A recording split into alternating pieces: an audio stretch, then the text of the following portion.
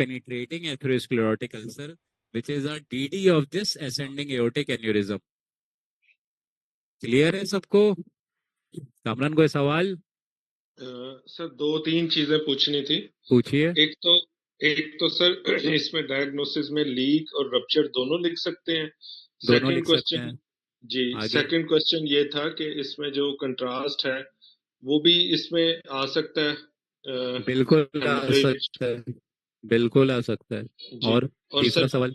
Third ये था कि जो राइट साइड पे फ्लूइड डिफ्यूजन है ये तो फ्लूइड डेंसिटी है, लेफ्ट यस, साइड पे हाई जो है डेंसिटी है। ब्लड डेंसिटी नहीं लग रही। लेफ्ट साइड पे हीमोथोरेक्स भी है, बिल्कुल आप दुरुस्त कह रहे हैं, क्योंकि डिसेंडिंग एओर्टा और असेंडिंग एओर्टा और आर्च जो है वो अगर आप फॉलो करें उसके कोर्स को तो वो लेफ्ट पे है। तो यहाँ पर देखें ये फ्लूइड डेंसिटी है, यहाँ हाई डेंसिटी है।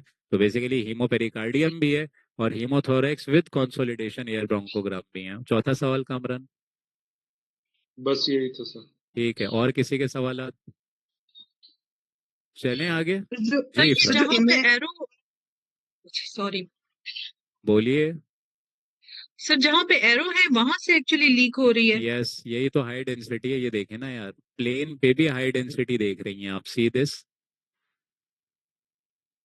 ओके, चलें। सर ये एरियाज नहीं है। कैल्शियम ये होता है, ये रहा calcium.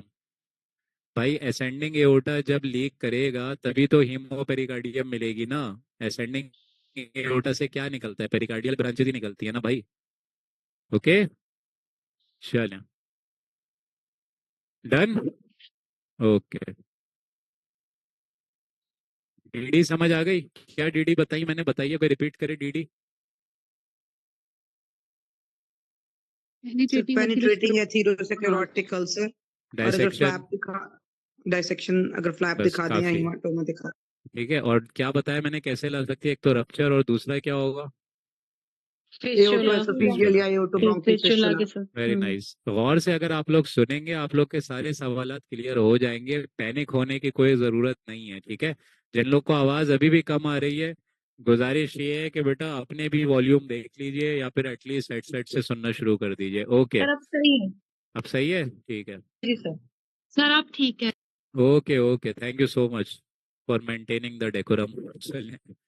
Okay, now in this image I can appreciate that there is, ये एक ही केस है एमआर एंजियोग्राम का और सीटी स्कैन पोस्ट कॉन्ट्रास्ट का। The right subclavian vessel is following an anomalous course. ठीक है, ओवर हेयर भी, इधर भी देखेंगे आप लोग को नजर आ जाएगा ये। ठीक है, and it is going from the posterior end of oesophagus, ये देखें, टुवर्ड्स राइट साइड। ऐसे ही है भाई, और आर्च ऑफ एओर्टा नीचे आ गई है। Similarly MR angiogram shows anomalous course of this right subclavian artery towards right side. All these findings represent aberrant right subclavian artery. ठीक है, causing history में क्या आएगा? dysphagia lusoria. Okay, no evidence of consolidation cavitation air bronchogram, ये रट जाना चाहिए, included in the sections of chest.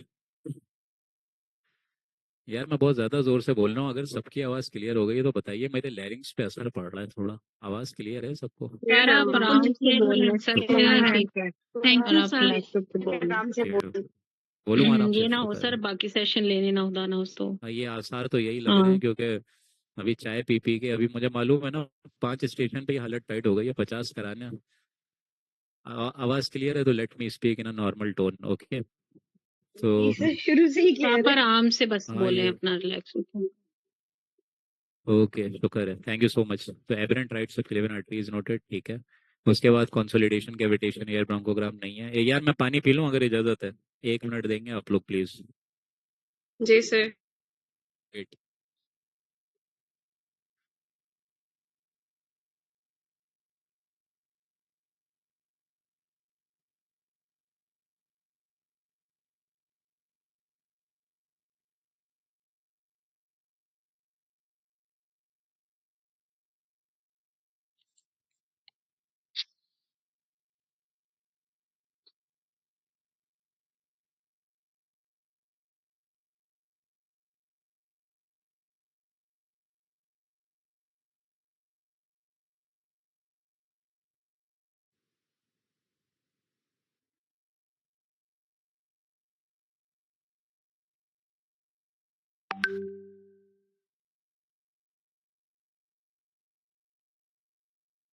Okay, so that was a case of aberrant right subclavian artery causing indentation on the posterior aspect of esophagus.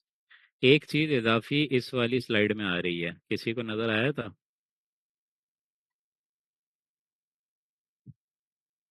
आया था?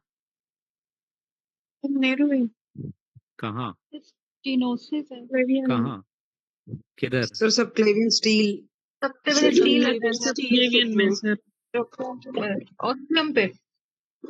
At the origin of left subclavian artery, can everyone appreciate diffuse circumferential narrowing? Sir. Okay. जी sir.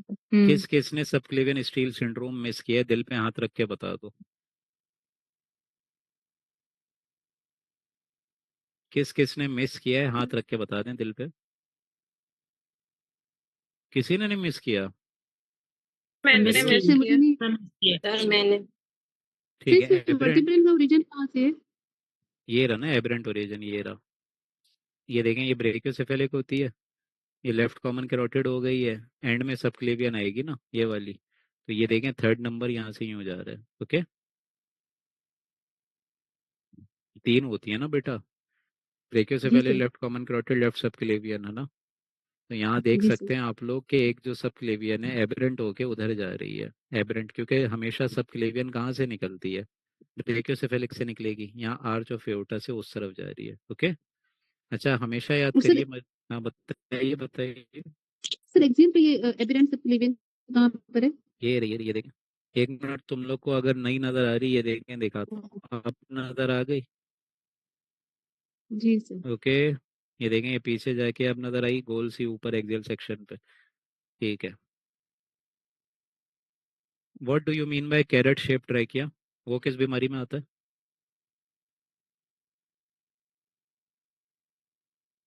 Sir What do you mean? Innominate artery जब बच्चों में जौन सी होती है उसकी वजह से नहीं, जब नैरोइंग इनोमिनेट तो होती है। ब्रेकियोसेफेलिक है ना, ट्रैकिया तो नीचे है।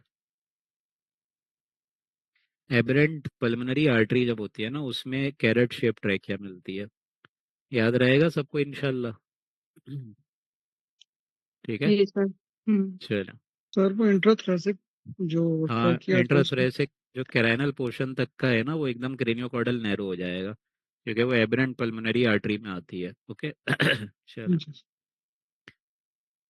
सर इसमें ये सबक्लेवियन स्टील भी है और वो एबरेंट सबक्लेवियन आर्टरी भी है। जी हाँ, बिल्कुल दुरुस्त सर फरमाया। इसके वीडियो में क्या रखेंगे? दोनों डीडी में बता तो रहा हूँ। एबरेंट लेफ्ट है तो एबरेंट राइट रख दीजिए, एबरेंट पल्मोनरी रख दीजिए।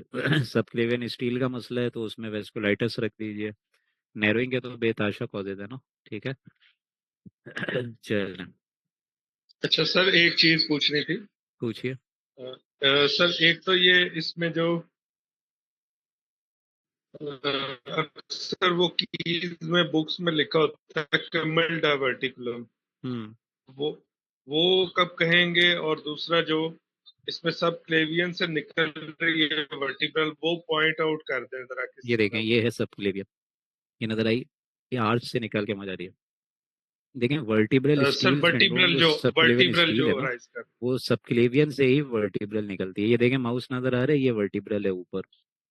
ठीक, अब ये देखें सबक्लेवियन जी के प्रॉक्सिमल पे कामरान भाई ऑस्टियम पे ही नैरोइंग हो गई है। ठीक है, तो जाहिर बात है वर्टिब्रल ऊपर जाके कामरान कौन सी आर्टरी बनाती है? वर्टिब्रल ऊपर दोनों तो मिलके स्टील बेसिलर सिंड्रोम क्यों बनाएंगे। कहते हैं इसको? सर वो एक साइड का जो ब्लड है वर्टिब्रल, वो दूसरी साइड पे आना शुरू हो मतलब जाता है। जब बंदा हाथ हिलाएगा तो फिर जाहिर बात है यहाँ सब क्लेवियन पे ही नैरोइंग है, तो वर्टिब्रल का सारा खून जी सब क्लेवियन की तरफ चले आएगा। तो पोस्टीरियर सेरिब्रल आर्टरी जो बेसिलर आर्टरी की ही बेसिकली डिवीजन है, वहां पे खून सही नहीं जाएगा, इसलिए इसको सब क्लेवियन स्टील कहते हैं। दूसरी बात आपने कही कोमाइल डायवर्टिकुलम की, यही बात आपने पूछी। जी जी। ठीक है, यहाँ आप देख रहे हैं ये सबक्लेवियन आर्टरी, इसी लेवल पर अगर राइट साइडेड एओर्टिक आर्च हो, अभी तो लेफ्ट अगर राइट एओर्टिक आर्च के साथ आ जाए और यहाँ की डायलिटेशन हो जाए, उसको आप कहते हैं कोमेल डायवर्टिकुलम। कोमेल तो नहीं होता, कोमेरल होता है, KOMMERELL वाले बन स्पेलिंग होगी। तो कोमेरल डायवर्टिकुलम एक setting right sided aortic arch की एबरेंट लेफ्ट सबक्लेवियन की एसोसिएशन के साथ होता है। ठीक है, अभी तो आप लोग को लेफ्ट पे ही दिखाया ना आर्च ऑफ एओर्टा। ओके। जी डॉक्टर गुल, कोई सवाल? चलें, सर ये राइट सब ये जो एबेरेंट सबक्लेवियन है इसमें भी तो एक एरिया ऑफ नैरोइंग नहीं आ रही। कह सकते हैं, लेकिन यहाँ पर वो नैरोइंग का उसका वो नजर नहीं आ रहा है ना। हमेशा सारे सीक्वेंशियल इमेजेस हमने देखने हैं कुल, ठीक है। सर ये लास्ट वाला एंजियोग्राम किस उसका था, MR मोडालिटी angiogram, का? MR angiogram. Okay, now in this image, station number 6. I'll be quickly, okay. Following these images, I'll be going very quick. Mediastinal widening is noted, number 1. Chest X-ray है, CT scan है. Number 1, mediastinal widening is noted. Number 2, aneurysmal dilatation of the, ये देख सकते हैं, ascending arch of aorta is noted. ठीक है, number 2 हो गया. On CT scan, we can appreciate a intimal flap, ये नजर आया होगा सबको। जिसको नजर नहीं आ रहा है ये देखिए, जल्दी जल्दी दिखा रहा हूँ। An intimal flap is noted in the ascending aorta, नजर आ गया गोल सा। Dividing the lumen into two halves, true lumen and false lumen.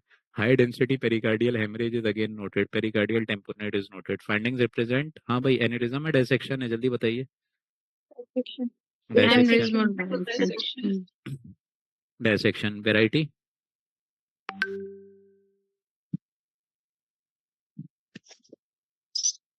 बोलिए ना भाई, variety. Stanford A sir type Stanford A A, या ए, डिबेकी टाइप स्टैनफोर्ड 2, ए ठीक है। जी सर, ए या डिबेकी टाइप डिबेकी 2। टाइप 2, ठीक है। ये पता ही होगा ना, डिबेकी का मतलब होता है, अगर 1 आप देखें तो BAD, याद है ना, कराया भी होता है हमने अक्सर। BAD both ascending and descending aorta, सिर्फ असेंडिंग एओर्टा टाइप 2, सिर्फ डिसेंडिंग एओर्टा टाइप 3। और स्टैनफोर्ड ए क्या है? ए असेंडिंग आर्च ऑफ एओर्टा, ऐसे ही है। और बी क्या है? BBB, ये बेनजीर भुट्टो नहीं है, बिगिंस बियॉन्ड ब्रेकियोसेफेलिक वेसल।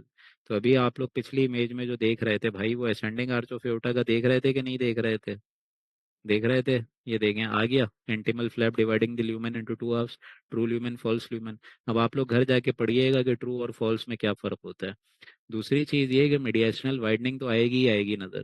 तो आप एक्सरे पे कभी नहीं बोल सकते एन्यूरिज्म है या डायसेक्शन है, बल्कि हमेशा मैं मशहूर जमाना जुमला यूज करता हूँ, क्या बोलते हैं? Aneurysmal dissection. एन्यूरिज्मल डायसेक्शन बोलेंगे आप, ठीक है, because you can not differentiate. अभी इसमें एक लतीफ नुक्ता है डिफरेंशिएटिंग पॉइंट का, लेकिन वक्त इसका मुतहम्मिल नहीं है कि बताया जाए। बस ये याद कर लीजिए, एक्सरे पे एन्यूरिज्मल डायसेक्शन बोलें, वरना आप लोग CT दिखा दें तो डायसेक्शन बोलें विद पेरिकार्डियल टेम्पोनेट हेमरेज। इसकी मैनेजमेंट सर्जिकल होगी, कंजर्वेटिव होगी? Sir ascending to surgical Surgical. ठीक, चल। DD समझ आ गई? डायसेक्शन अगेन, अगर कोई एसोसिएटेड एन्यूरिज्म है तो फिर वही सब, पेनिट्रेटिंग एथेरोस्क्लेरोटिक अल्सर। और अगेन मैं आप लोग को बता दूं कि जब कभी आप एओर्टिक डायसेक्शन देखेंगे तो उसको स्टैनफोर्ड या डिबेकी पर क्लासिफाई जरूर करेंगे। सबने स्टैनफोर्ड A पर क्लासिफाई या डिबेकी 2 पे क्लासिफाई किया था इसको? किया था, जी सर। ठीक, सही है। बाकी सूडो डायसेक्शन अक्सर व बेशतर आ जाता है अगर ब्लड प्रेशर हो रहा हो ज्यादा से ज्यादा। Okay okay. कोई सवाल इस पे? सर ये एक्सप्लेनेशन वाले पॉइंट्स रिपीट करेंगे? कौन से वाले पॉइंट? सर ये जो पॉइंट्स इसके एक्सप्लेनेशन के जो बताने के लिए जो पॉइंट्स की पॉइंट्स जो बताने के लिए। Mediastinal widening is noted. Number 2, large intimal flap is noted, dividing the lumen into two halves, true and false lumen. High density pericardial hemorrhage is noted, representing pericardial tamponade. No evidence of consolidation, cavitation, ear bronchogram in the visualized lung parenchyma. Clear? Ji Thank you. अजी कदीर, कोई सवाल? Sir ये हीमोपेरिकार्डियम मतलब ये rupture भी हो गया? जाहिर बात है ना, वो एथरोस जो आपका फ्लैप है, this is actually causing leakage, okay, जिसकी वजह से पेरिकार्डियल टेम्पोनेट है। अगेन, एन्यूरिज्म हो या डायसेक्शन हो, that will be associated with complication, will be shown according to that, okay. चलें, इफ्रा कोई सवाल? सही है, तो ये आगे डायसेक्शन एक्सक्यूज मी। एक एक करके। जी जी, सर। इफ्रा आप पहले पूछें।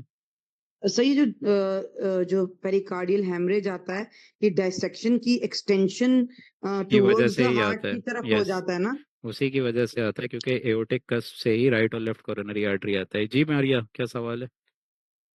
सर वो मेरा मिस हो गया था, आपने इसकी मैनेजमेंट क्या बताई थी कि सबकी सर्जिकल, क्योंकि इसमें पेरिकार्डियल टेम्पोनेट होता है, डिसेंडिंग में होगा यानी बाद की आर्टरीज में होगा यानी इधर, तो इसकी मेडिकल होती है, ठीक है। जी चले, sir. Okay, linear calcification is noted around the heart, chest appears unremarkable. बस ये 2 ही लाइनें लिखनी थी। Final diagnosis constructive pericarditis. Constructive pericarditis. pericarditis. ठीक है। डीडी क्या होंगी कंस्ट्रक्टिव पेरिकार्डिटिस की? अभी क्या बताया था मैंने? और कौन सी चीजें टीबी, कैल्सी? Idiopathic, very nice. Hydrogenic, viral. Hydrogenic, TB, viral, idiopathic, समझ गए? यानी कॉज के हिसाब से आप लोग रख सकते हैं। इडियोपैथिक मतलब ज्यादातर वैसे टीबी जो है ना, कंस्ट्रक्टिव पेरिकार्डिटिस की जो खास डीडी है वो टीबी है, क्योंकि टीबी में नोड्स भी कैल्सिफाई हो सकते Recording हैं, in टीबी में progress. पेरिकार्डियम भी कैल्सिफाई हो सकती है। ठीक है। रिस्ट्रिक्टिव कार्डियोमायोपैथी जो है वो भी बेसिकली यही एक डीडी है उसकी ना, रिस्ट्रिक्टिव कार्डियोमायोपैथी। लेकिन टीबी भी आप बोल दें, यूरेमिक बोल दीजिए, uraemic pericardial effusion, okay, uraemic pericardia के पेरिकार्डाइटिस, यूरेमिक पेरिकार्डाइटिस हो सकता है, कोई मसला नहीं है। ट्यूबरक्यूलस पेरिकार्डाइटिस हो सकता है। सही है। यही चीज अगर प्लूरा में आ जाती तो अभी कल क्या बताई थी? Asbestos related lung Lung disorder. Disease. ठीक है। तो ये डीडीज हो गई। Next investigation. मरियम सवाल ले रहा हूँ, एक मिनट, लेट मी कंप्लीट। फिर दूसरी चीज आप लोग बताएंगे, इकोकार्डियोग्राम आप लोग नेक्स्ट इन्वेस्टिगेशन कराएंगे। ठीक है। बाकी ये कि जब कभी आप कंस्ट्रक्टिव पेरिकार्डिटिस देखें, जरूर 4-5 चीजें इजाफी देखें, और ये कोई लिख ले, ये बातें दोबारा नहीं आएंगी। बाहर से हार्ट दब रहा है तो खुद सोचिए पेराट्रेकियल स्ट्राइप की वाइडनिंग होगी या नहीं। तो नंबर 1 सुपियर वेना केवल डायलिटेशन। नंबर 2 ये देख रहे हैं आप लोग कॉस्टोफ्रेनिक एंगल, कार्डियोफ्रेनिक, ये भी ब्लर हो जाएगा क्योंकि बाहर से हार्ट दबा रहे हैं, आईवीसी खुल जाएगी। नीचे खून जा रहा है तो अभी ये वाला केस कौन सा दिखाया था? नटमेग लिवर दिखाया था। Heart will be enlarge, liver will be enlarge. जब लिवर एनलार्ज हो जाएगा तो आपको डायफ्राम एलिवेट मिल जाएगा। और ऑन गोइंग जाहिर बात है कोई पल्मोनरी एडिमा के फीचर्स भी आ सकते हैं। जी मरियम आप पूछिए। So यही कहेंगे ना इसमें linear calcification surrounding the apex of the pericardium, heart. Surrounding pericardium पूरा, इधर भी तो है, ये भी तो है, ये भी है, ओके ये भी है, आगे भी है। ठीक। और सवालत नहीं है? नेक्स्ट। चलो आगे चलो। सर इसकी फाइंडिंग के 2 पॉइंट्स बता दें फाइंडिंग के। फाइंडिंग में बस एक ही लाइन लिखनी है खुबाब भाई, linear calcification is noted around the pericardium, no evidence of consolidation, cavitation, air bronchogram, no super added features of constrictive pericarditis like paratracheal stripe widening, elevation of the right hemidiaphragm, hepatomegaly, costophrenic angle is not blurred। Examiner को बावर करा दो खुबाब, either in theory talks viva, कि you know the additional features of constrictive pericarditis and these all features are mentioned on Dennard। ठीक है खुबाब? जी sir. Khadir कोई सवाल है?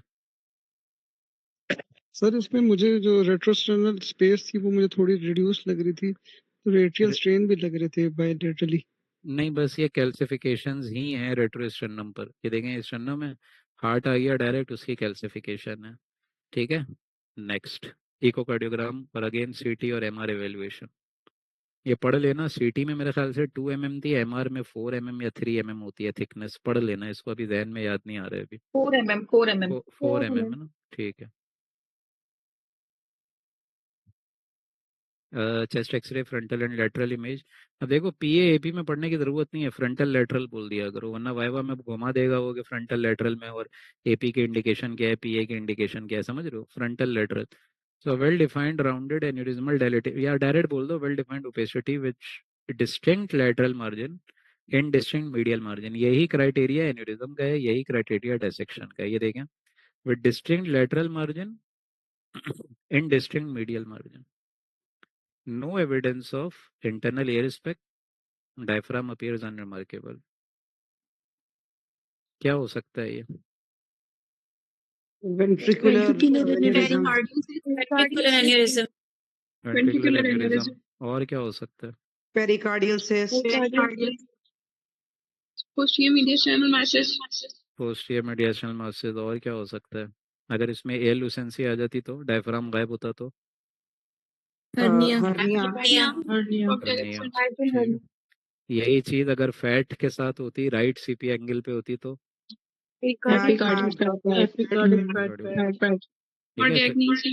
मॉर्गेग्नी में एयर आ जाएगी ना, बावेल रिलेटेड। ठीक है। बहरहाल ये प्लूरोपेरिकार्डियल सिस्ट का केस है। ओके। किसी ने वेंट्रिकुलर एन्यूरिज्म भी लिखा है तो मार्क्स मिल जाएंगे, परेशान नहीं होइए।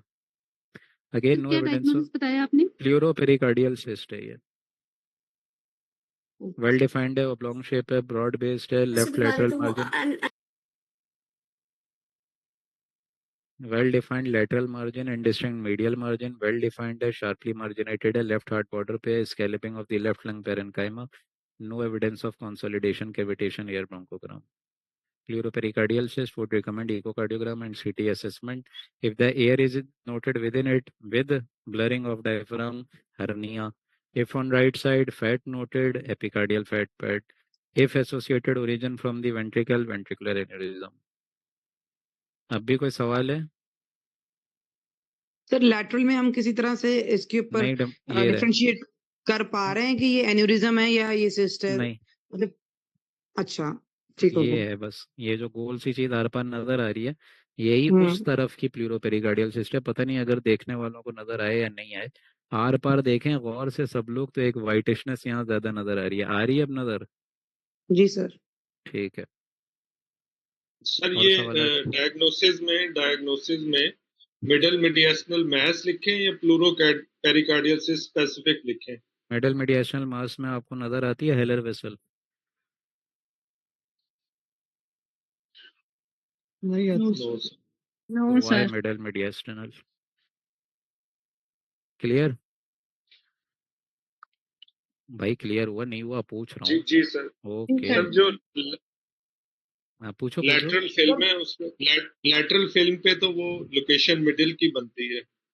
लेटरल फिल्म पे उस तरफ की पेरिकार्डियम की इन्वॉल्वमेंट है। ये आप यहाँ राइट लेटरल देख रहे हैं, ये राइट हार्ट बॉर्डर की तरफ है, ये उस तरफ के लेफ्ट हार्ट बॉर्डर की तरफ, ये देखें गोल सी चीज नजर आ रही है अंदर। इसका मतलब ये है कि ये वाला एरिया आप आर पार देख रहे हैं, जो कि अराइज कर रहा है प्लूरो पेरिकार्डियम, इसलिए इसको प्लूरो पेरिकार्डियल सिस्ट कहते हैं। बहरहाल ये चीज सीटी पे आप कंफर्म करेंगे, लेकिन इसको मिडल कभी नहीं बोल सकते, बिकॉज ये hilar vessels are visualised. Ifra कोई सवाल? सर मेरा ख्याल है कि वो अम्ब्रेला टर्म पूछना चाह रहे हैं, तो हम इसको फिर सीपी एंगल लियन करके कह सकते हैं अगर left umbrella heart term. Border बोल दो, क्या टेंशन है? जी सर। लेफ्ट हार्ट बॉर्डर बोल दो, scalloping of the lung parenchyma बोल दो, मैंने भी तो यही सब बोला है। और सीटी पे एसेस कर लो। मिडल का जुमला जहाँ बोलोगे, एग्जामिनर कमरान आपको घुमा देगा, बोलेगा सर्वाइको थोरेसिक साइन क्या होता है, थोरैको एब्डोमिनल साइन क्या होता है, इन सब में घुमा देगा आपको। मैं बाय द वे टॉक के साथ वाइवा की भी तैयारियां करवा रहा हूँ, ओके? तो आप लोग उसी हिसाब से अपने डिस्क्रिप्शन को रखिए प्लीज।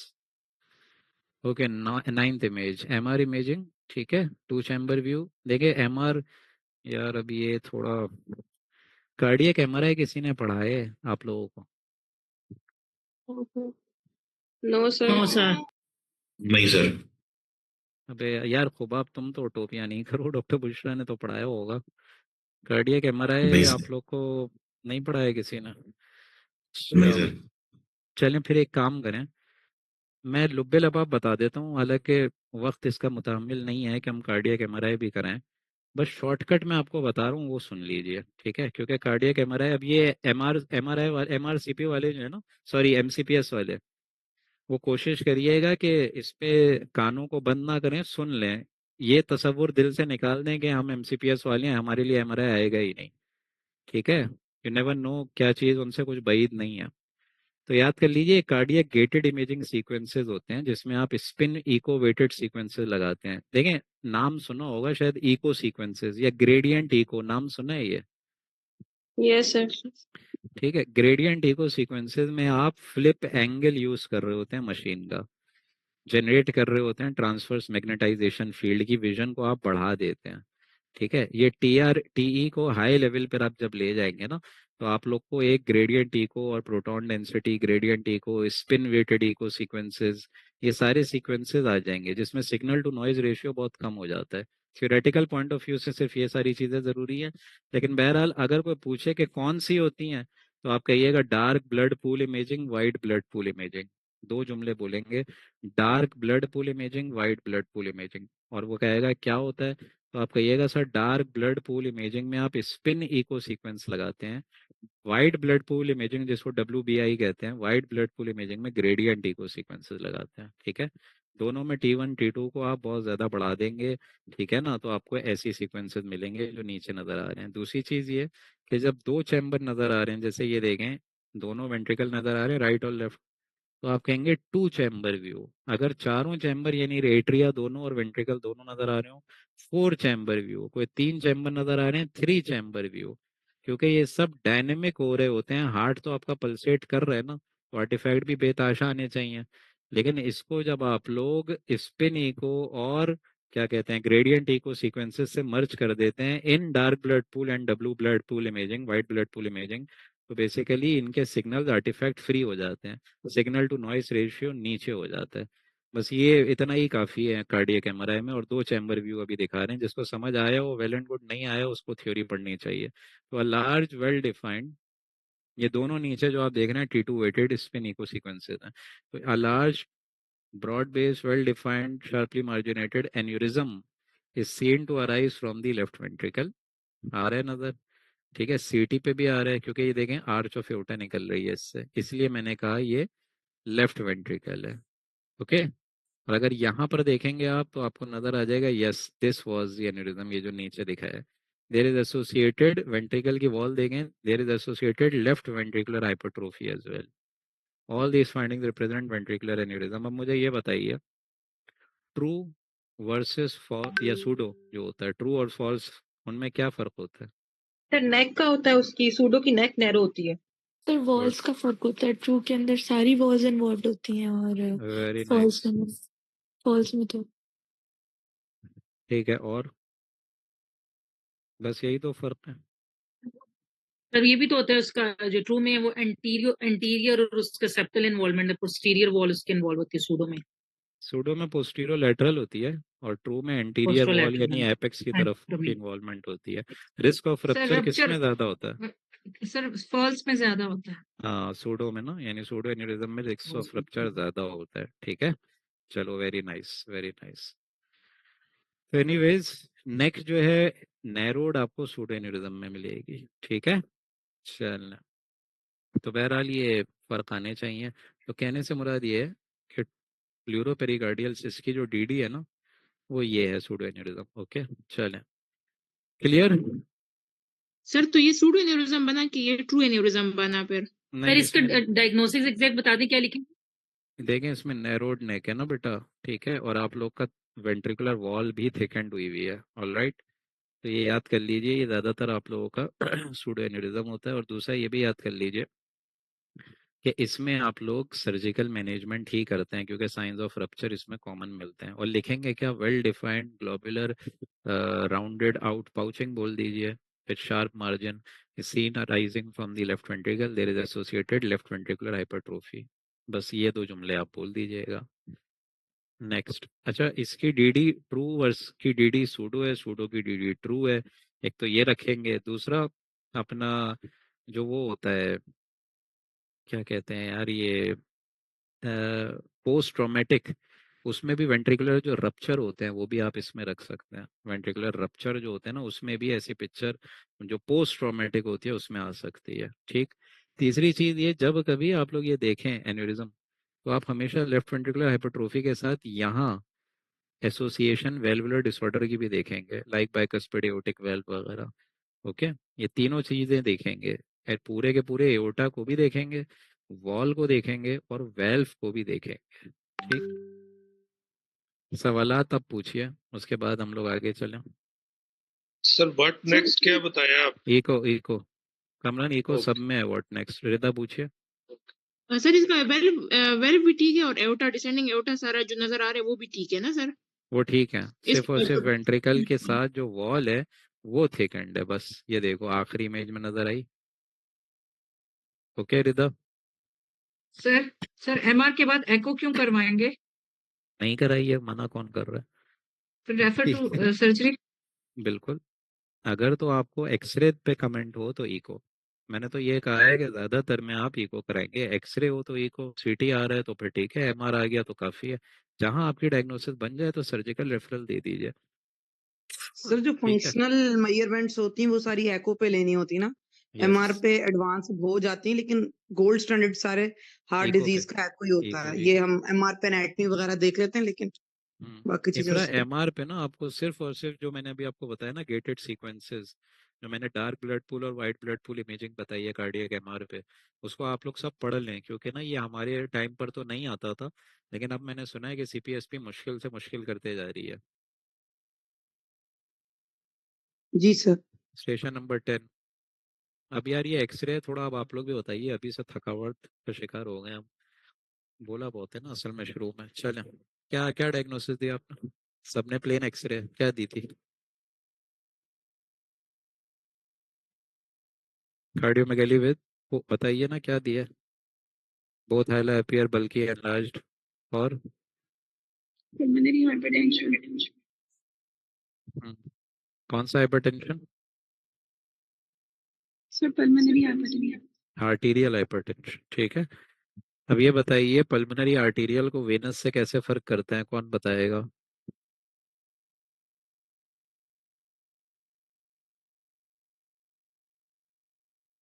भाई आर्टीरियल हाइपरटेंशन को वेनस से आर्टीरियल कैसे कहते हैं? हाइपरटेंशन के अंदर ना पल्मोनरी pulmonary आर्टरी डायलेटेड होती है और वेनस 2.9 हाइपरटेंशन में प्लूरल इफ्यूजन्स आती हैं और वो कंजेस्टेड हार्ट फेलियर syphilization आ वाले जाती है। बाकी होते सिफिलाइजेशन हो जाएगी, करली बी लाइन Venous आ में। जाएगी, ठीक है, बेसिस पे होगी।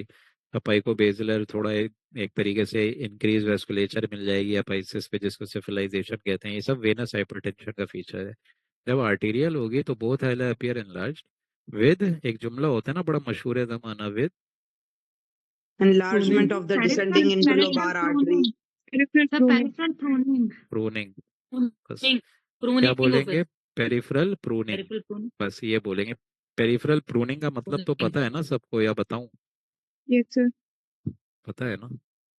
ठीक है, मतलब पतले हो जाएंगे आगे जाके। What is the pressure of left atrium? Pressure याद करा दूं हार्ट चैम्बर के, अगर किसी ने नहीं बताया बताओ।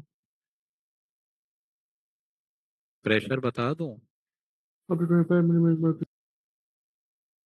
देखें, right atrium right ventricle, left atrium left ventricle, clear है? तो आप सोच के बताइए, लेफ्ट वेंट्रिकल से क्या निकलता है? एओर्टा। तो एओर्टा का सिस्टोलिक प्रेशर कितना होता है? 20 120। लेफ्ट वेंट्रिकल का 120 हो गया। राइट वेंट्रिकल से पल्मोनरी आर्टरी निकलती है, पल्मोनरी आर्टरी का प्रेशर कितना होता है? तो नॉर्मल तो 12 से कम होता है ना, 12 से। तो 25 पे तो 25 हाइपरटेंशन आ जाता है ना। 25 से कम होता है, 12 क्या होता है? 25 से कम नॉर्मल होता है, उससे ऊपर हो जाए आर्टीरियल हाइपरटेंशन है। तो राइट वेंट्रिकल का 25 हो गया। सोच के बताइए, राइट एट्रियम में तो खून गिर रहा है, तो उसका क्या कोई प्रेशर होगा? सुपिया वेना केवा से गिर रहा है, उसका अपना तो कोई प्रेशर नहीं हुआ ना, 0 या 0 to 4। अब 0 to 4, हाँ। एक ही रट्टा लगाना है लेफ्ट एट्रियम, वो बता देना 8 से 10। याद हो गया? yes sir, चलो, what are the causes of PH, pulmonary arterial hypertension? Cardiac causes भी हो सकते हैं और पल्मोनरी कॉजेज भी हो सकते हैं। Pre capillary, capillary, post capillary, क्या बोलेंगे? प्री कैपिलरी, कैपिलरी और पोस्ट कैपिलरी। कैपिलरी और पोस्ट कैपिलरी। बस उसमें फिर आप बताते रहना, थ्रोम्बो एम्बोलिक फिनोमेना, वेलुलर डिसऑर्डर, ठीक है, ये सब शुरू में आ गए। कैपिलरी में वेनस हाइपरटेंशन जो भी आपने बता, आर्टीरियल हाइपरटेंशन जो आपने बताई, उसके कॉजेज आ गए, वेस्कुलाइटिस वगैरह। पोस्ट कैपिलरी में फेफड़ा आ जाएगा, तो फेफड़े को स्टिफ कर दीजिए, सीओपीडी वगैरह बता दीजिए, इंटरस्टिशियल लंग डिसऑर्डर बता दीजिए, सार्कोइडोसिस बता दीजिए, एनएसआईपी यूआईपी बता दीजिए, एस्थमा बता दीजिए, उसमें भी तो कॉर पल्मोनल होता है। ठीक है जी भाई, कामरान कोई सवाल? सर इसमें स्कोलियोसिस भी है और Yes. ये भी बताएंगे, और साथ Yes, there is associated scoliosis. पेक्टस एक्सकवेटम तो नहीं है सर? नहीं, वो नहीं है, उसमें इंडिस्टिंक्ट आप राइट लोग को हॉरिजॉन्टल मिलेगी पूरी। रिब्स भी तो देखें, रिब्स एकदम सही है। रिब्स में अगर आप लोग को पोस्टीरियर हॉरिजॉन्टल सी शेप, वो जो 7 शेप फिगर होती है ना कमरन, वो अगर आए तब आप बोलो। ठीक है चलो, सर इसका डायग्नोसिस बस पल्मोनरी आर्टरी हाइपरटेंशन होगा बस, दैट्स इट। तो इसका मतलब हाँ ठीक है। सर इसके राइट हैंड में डायफ्राम के नीचे, राइट हैंड में डायफ्राम के नीचे एयर शेडोज आ रहे हैं। हाँ जाहिर बात है, उसमें स्प्लेनिक फ्लेक्चर, हेपेटिक फ्लेक्चर है, तो आएगा कोलोन का। ठीक है, और कार्डिक शैडो में सर, कार्डिक शैडो के अराउंड जो है उधर हार्ट शैडो एनलार्ज्ड है, लेकिन यहाँ पर ये पूरी वेस्कुलेचर है डिसेंडिंग, सर उसी को इसकी बात कर रही हैं आप? स्कोलियोसिस के करीब सर। ये सब जो आप देख रही हैं ये सर नहीं सर, इसके ये सब ऑपोजिट। जो आप जी देख जी रही हैं जी जी सर। ये लेफ्ट लंग का पोस्टीरियर लोब होता है, पोस्टीरियर सेगमेंट होता है। स्कोलियोसिस की वजह से आपको लग रहा है ये। ठीक है, चले। सर पल्मोनरी आर्टीरियल हाइपरटेंशन और वीनस हाइपरटेंशन के डिफरेंस जरा बता दें। अभी तो बताया, आर्टेरियल हाइपरटेंशन वर्टिकल होगी, प्रूनिंग होगी। Venous hypertension curly B line के साथ सिफिलाइजेशन ऑफ वेस्कुलेचर देगी। एपेक्स पे भी ब्लड फ्लो इंक्रीज होगा। कंजेस्टिव कार्डियक फेलियर के मर्ज फीचर होंगे। चलें आगे, और किसी के सवाल?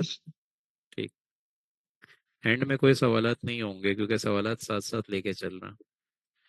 ठीक है, तो arterial hypertension, Venus hypertension, DD हो गई, कॉजेज उसके सारे के सारे आपके सामने बयान हो गए। थोड़ा आप लोग भी बताओ क्या लिखा था आप लोगों ने इसको?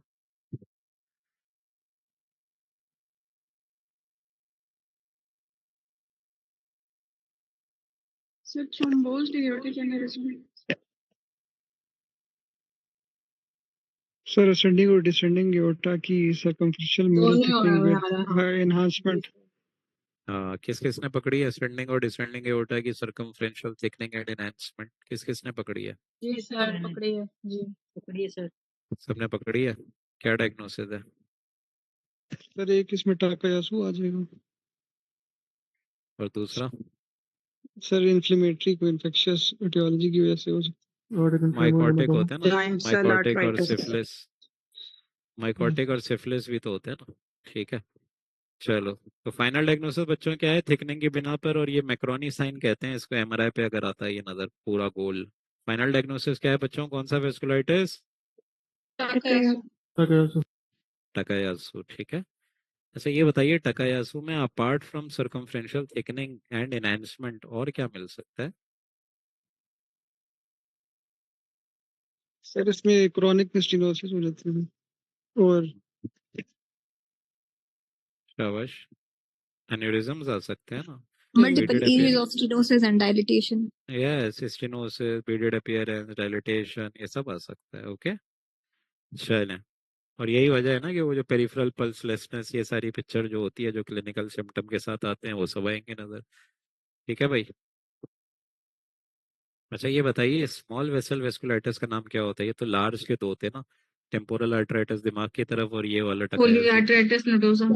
पोलियार्टराइटिस नोडोसा और Kawasaki. ड्रगिस्ट्रोस, है ना, ये सारे आ जाएंगे। और मीडियम के नाम क्या आते हैं? Kawasaki. Churg-Strauss. Berger. Buerger's, medium, ठीक है ना। ये सब पढ़ लेना, वेस्कुलाइटिस सारे के सारे पढ़ FMD. लेना। एफएमडी, ठीक है, ये सब पढ़ लेना वेस्कुलाइटिस। चलें, तो इसमें और कुछ नहीं है सिवाय सर्कमफ्रेंशियल थिकनिंग एंड एनहांसमेंट। रिदा कोई सवाल? सर इसका फिर डीडी और वो कुछ क्या होगा, नेक्स्ट क्या होगा? क्योंकि सर ये तो नेक्स्ट सिर्फ आप एनहेंसमेंट एंजियोग्राम कराइए, क्या एमआर है। Angiogram, MR angiogram. देखिए वेसल का कोई मसला हो एमआर एंजियोग्राम, हार्ट का कोई मसला हो नेक्स्ट इन्वेस्टिगेशन इको। और कोई सवाल? डन, सर डीडीज इसकी हो गए? पल्मोनरी आर्टरी की भी थिकनिंग और नहीं वो सही है, एनहांसमेंट है, ये वो सिर्फ सही है। असेंडिंग और डिसेंडिंग एओर्टा ही के मसले हैं, दैट्स इट। ठीक, चलो। Chest clear, chest clear. Left renal angiogram और राइट रीनल एंजियोग्राम, ज्यादा खतरनाक कौन सा है? Sir, right. ज्यादा खतरनाक राइट है। क्या खतरनाक आ रहा है उसमें? एनेरिज्म्स आ रहे हैं, multiple aneurysm and blushes. Blushing of contrast. Blush of- intrarenal micro aneurysms. हाँ, इंट्रारीनल माइक्रो एन्यूरिज्म। अगर आप एन्यूरिज्म भी लिख देंगे तो भी काम चल जाएगा। ये बताइए एन्यूरिज्म की जो 10 बातें होती हैं वो सबको पता है या बताऊं? बता दें। लेकिन नेक लिखना क्या क्या है वो बता रहा हूँ। Neck of the aneurysm, size of the aneurysm, ये लिख लो यार, कोई लिख ले। Neck of the aneurysm, size of the aneurysm, shape of the aneurysm, distal flow with in the aneurysm, के आगे वैसे हाईलाइट हो भी रही है कि नहीं। देन कोई ब्लश, कोई leakage of contrast, any thrombosis और नॉट। कोई रिपीट करेगा क्या क्या बताया? So neck of the aneurysm, size of the aneurysm, shape of the aneurysm, distal flow within the aneurysm, and leakage of contrast and thrombosis. Thrombosis, blush of contrast thrombosis, ठीक है। और single है या multiple, जैसे इसमें multiple हो गए, तो किडनी में मल्टीपल एन्यूरिज्म हो गया, कौन सी वेस्कुलाइटिस? पेन Small vessel. Polyarteritis nodosa, polyarteritis nodosa, ठीक है। चलिए आगे चलते हैं। Station number 13। सर इसको डिस्क्राइब कैसे करेंगे, रिपीट कर दें please. Multiple well-defined aneurysms are noted in the right renal angiogram in the distal vasculature with good flow of contrast into the periphery. There are multiple aneurysms with narrowed neck, well-defined, oblong shape, no leakage, no thrombus, no filling defect. ठीक है। Sir modality सीटी अपना DS है ना, digital subtraction angiogram of. अच्छा, जब भी angiogram आए पहला जुमला ये लिखना है, लिख लो selective catheter angiogram of the renal vessel is noted. अब आप कहेंगे पहचाना कैसे ये गुर्दा है, तो भाई ये नजर आ रही है थोड़ी बहुत आप लोग को कोलोन के शेडोज, ये आप लोग को ये कैथेटर जाता हुआ नजर आ रहा है, क्या ख्याल है? ठीक है, इन्हीं चीजों से पकड़ सकते हैं, इजाफी एडजस्टमेंट जो एरियाज हैं बस उन्हीं से आप पकड़ सकते हैं, उसके अलावा आप किसी भी चीज से नहीं पकड़ सकते। सर कैथेटर का नाम भी पूछा था पिछली बार। कैथेटर का नाम और ये जो उसके इसमें फ्रेंच साइजेस वो आप लोग को ग्रुप पे बताएंगे इंशाल्लाह जब हम लोग आगे चलेंगे, ठीक है। अब मेरे पास गालिबन एक चार्ट पड़ा हुआ है, मैं देखता हूँ अपनी मेमोरी में। एक इसके साइजेस फ्रेंच पे होते हैं और हर आर्टरी का अलग अलग फ्रेंच यूज होता है। सर इसमें डीडी में क्या लिखेंगे? डीडी में आप लोग ये रखें कि ये एथेरोस्क्लेरोटिक एन्यूरिज्म्स और कहाँ कहाँ होते हैं, ये तो अब आपको पता होना चाहिए कि एओर्टिक ओरिजिन पे हो और रीनल आर्टरी नैरोइंग हो रही हो तो क्या कॉज होगा, एओर्टिक ओरिजिन पे। एथेरोस्क्लेरोटिक। ठीक है, मिड रीनल आर्टरी हो तो फिर एफएमडी, और डिस्टल हो तो फिर जैसे ये है पैन। चलें तो व्हाट नेक्स्ट क्या बताया था? देखें, अगर आप लोगों को सीटी पे एन्यूरिज्म दिखा रहे हैं ना तो व्हाट नेक्स्ट डिजिटल सब्ट्रैक्शन एंजियोग्रामी है, और फिर आप सर्जिकल रेफरल कराएंगे या फिर कोई आगे जाके कोई इंटरवेंशनल सूट में उसको एम्बोलाइजेशन के लिए ले जाएंगे। ठीक, तो एमआर एंजियोग्राम भी करा सकते हैं। Okay, cardiac MRI with chest pain. देखो, जब कभी आप लोगों को कार्डियक एमआरआई दिखाएं, नंबर एक ये कि अगर तो वो सेजाइटल कोरोनल की इजाफी पिक्चर जैसे मैंने वेंट्रिकुलर सूडो एन्यूरिज्म में दिखाया है, तब आप बता सकते हैं टू गेट अपना 2 चैम्बर या 3 चैम्बर या 4 चैम्बर, ठीक है। एक्सियल पे भी बता सकते हैं, जैसे इधर देखें, नाउ दिस इज 4 चैम्बर, 1 2 3 4 चारों चैम्बर्स नजर आ रहे हैं, ठीक है। लेकिन अब यहाँ गौर से देखेंगे तो यहाँ पर चेस्ट पेन का सबब भी नजर आ रहा है। इस केस को आप लोगों ने क्या क्या बनाया था, तुक्का लगाइए। Focal myocarditis. Focal myocarditis, no. और किसने क्या बनाया था? Sir arrhythmogenic right ventricular, arrhythmogenic right ventricular hypertrophy, अल्लाह अकबर। और डिस्प्लेसिया। Sir thrombus. थ्रोम्बस, अच्छा। और सेकंड वाला सेंटर वाला सीक्वेंस कौन सा है? क्या चीज, सॉरी? लाइपोमा। हाँ, किसी ने सही भी बोला है यार। ये कौन सा सीक्वेंस है अल्लाह के बंदो? बी सर वाला फैट कौन सा? सप्रेस किया ना इसके बाद इसमें हाँ, T1 आप पहले बी बताइए ना, कौन सा? T1 है ना, T1 है। ठीक है। हाँ। अब देखें T1 पे कोई चीज व्हाइट आ रही है, क्या ख्याल है? है ना, फेट। ओके। T2 पे आइजो आ रही है। और आगे चलें, ये देखें ना, कॉर्ड के इर्द गिर्द नजर आ रही है, छोटी जी पिद्दी सी सर। कॉर्ड नजर आ रही है, व्हाइट कलर का फ्लूइड आ रहा होगा इर्द गिर्द, आ रहे नजर।